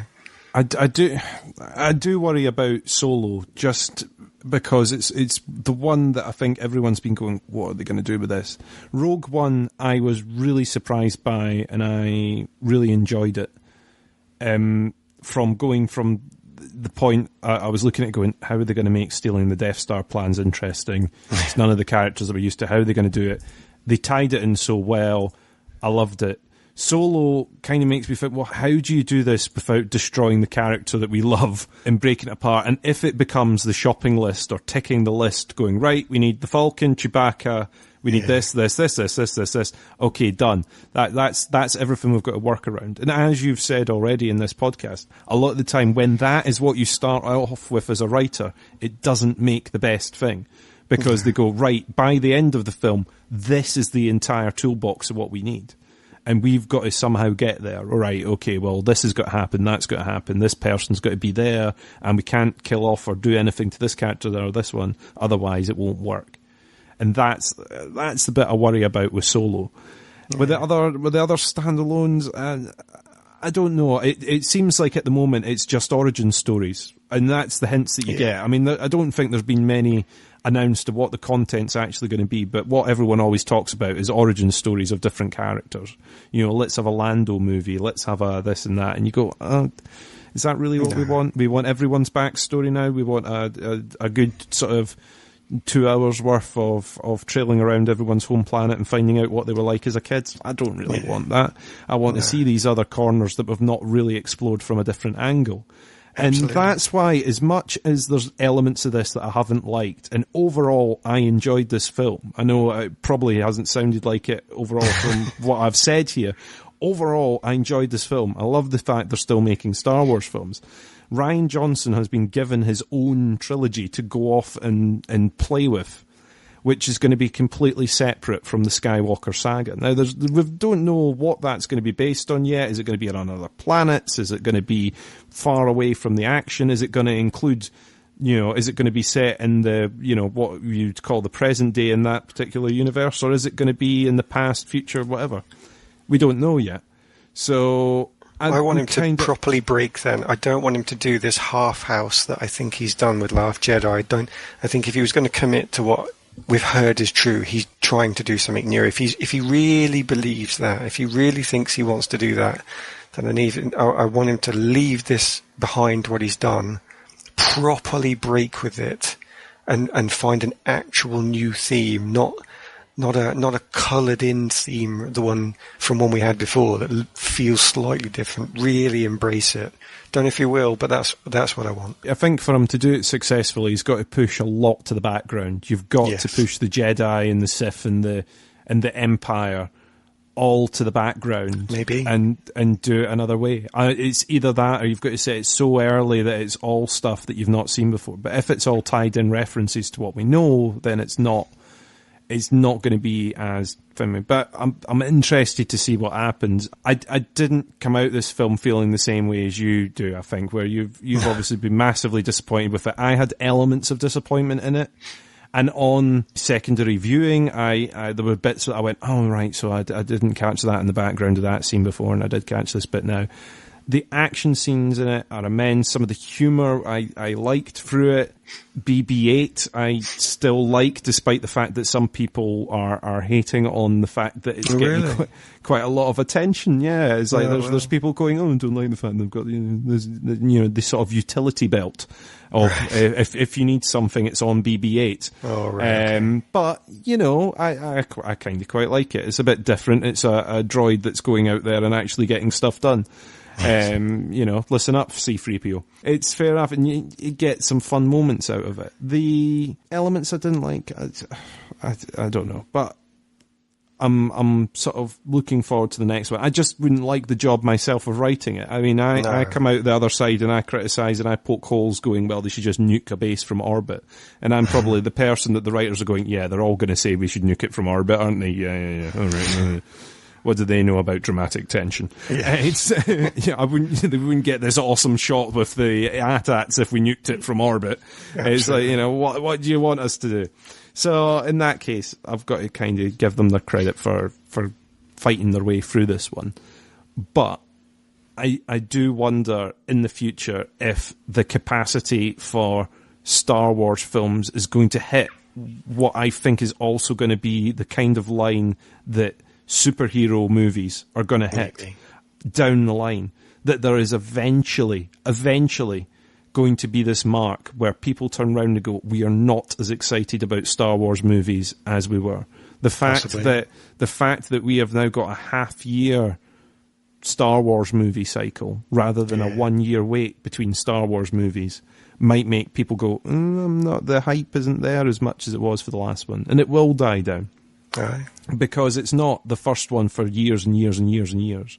It's the first one this year. Yes. So the hype train sort of stops a bit, and people then start to look and analyse and go, well, maybe it isn't worth running off to the cinema to see this particular one because I don't want to see them pick apart Boba Fett. I don't want to see his origin tale. Get me back to the Skywalker saga maybe, or if they do mess up the Solo movie, which I hope they don't, then it'll make people go, I don't really like what they're doing here. And I think that the sort of line will be coming up eventually for the superhero movies as well, that people won't forgive them for as many sins as they forgive them for at the moment.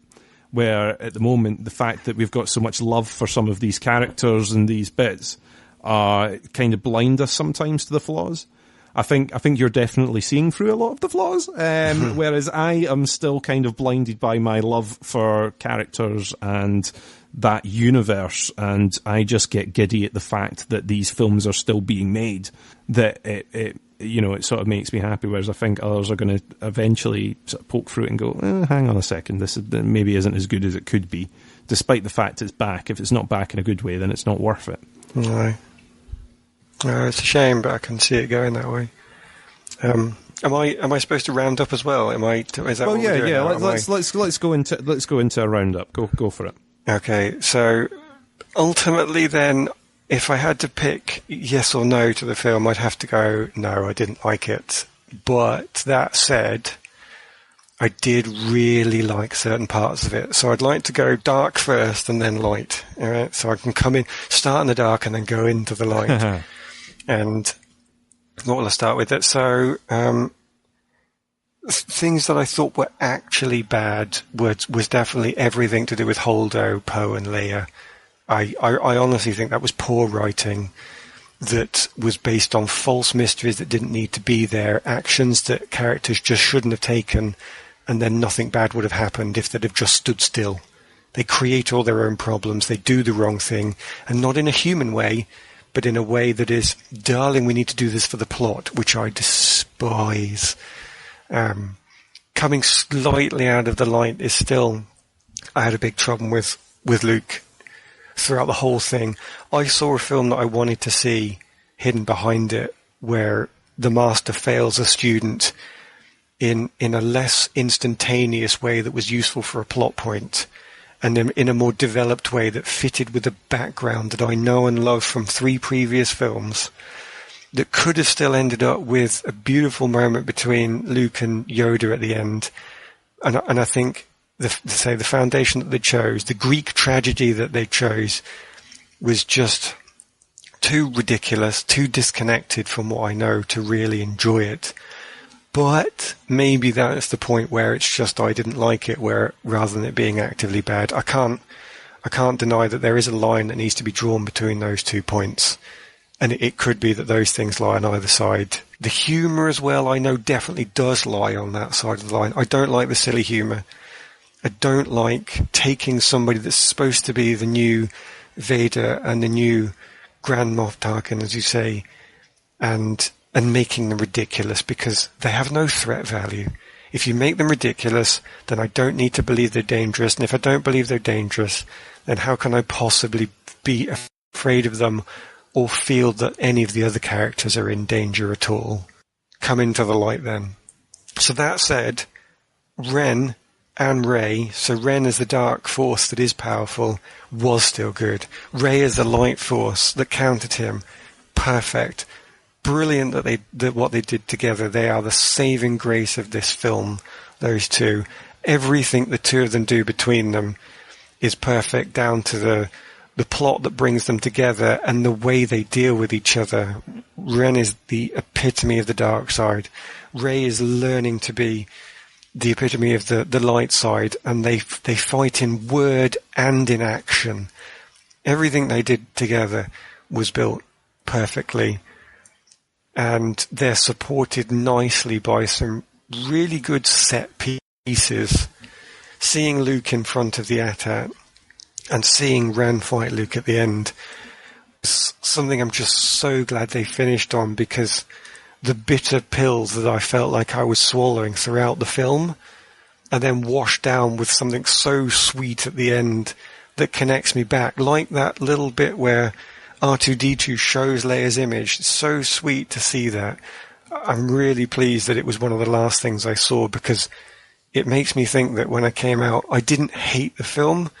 I did like parts of it. It's just that those bits that I thought were really good were candles in a darkness for me, and that's why ultimately I didn't like it, because there was so much darkness. But the candles that were there, they shone really bright, and I won't try and take that away from what the writers gave us.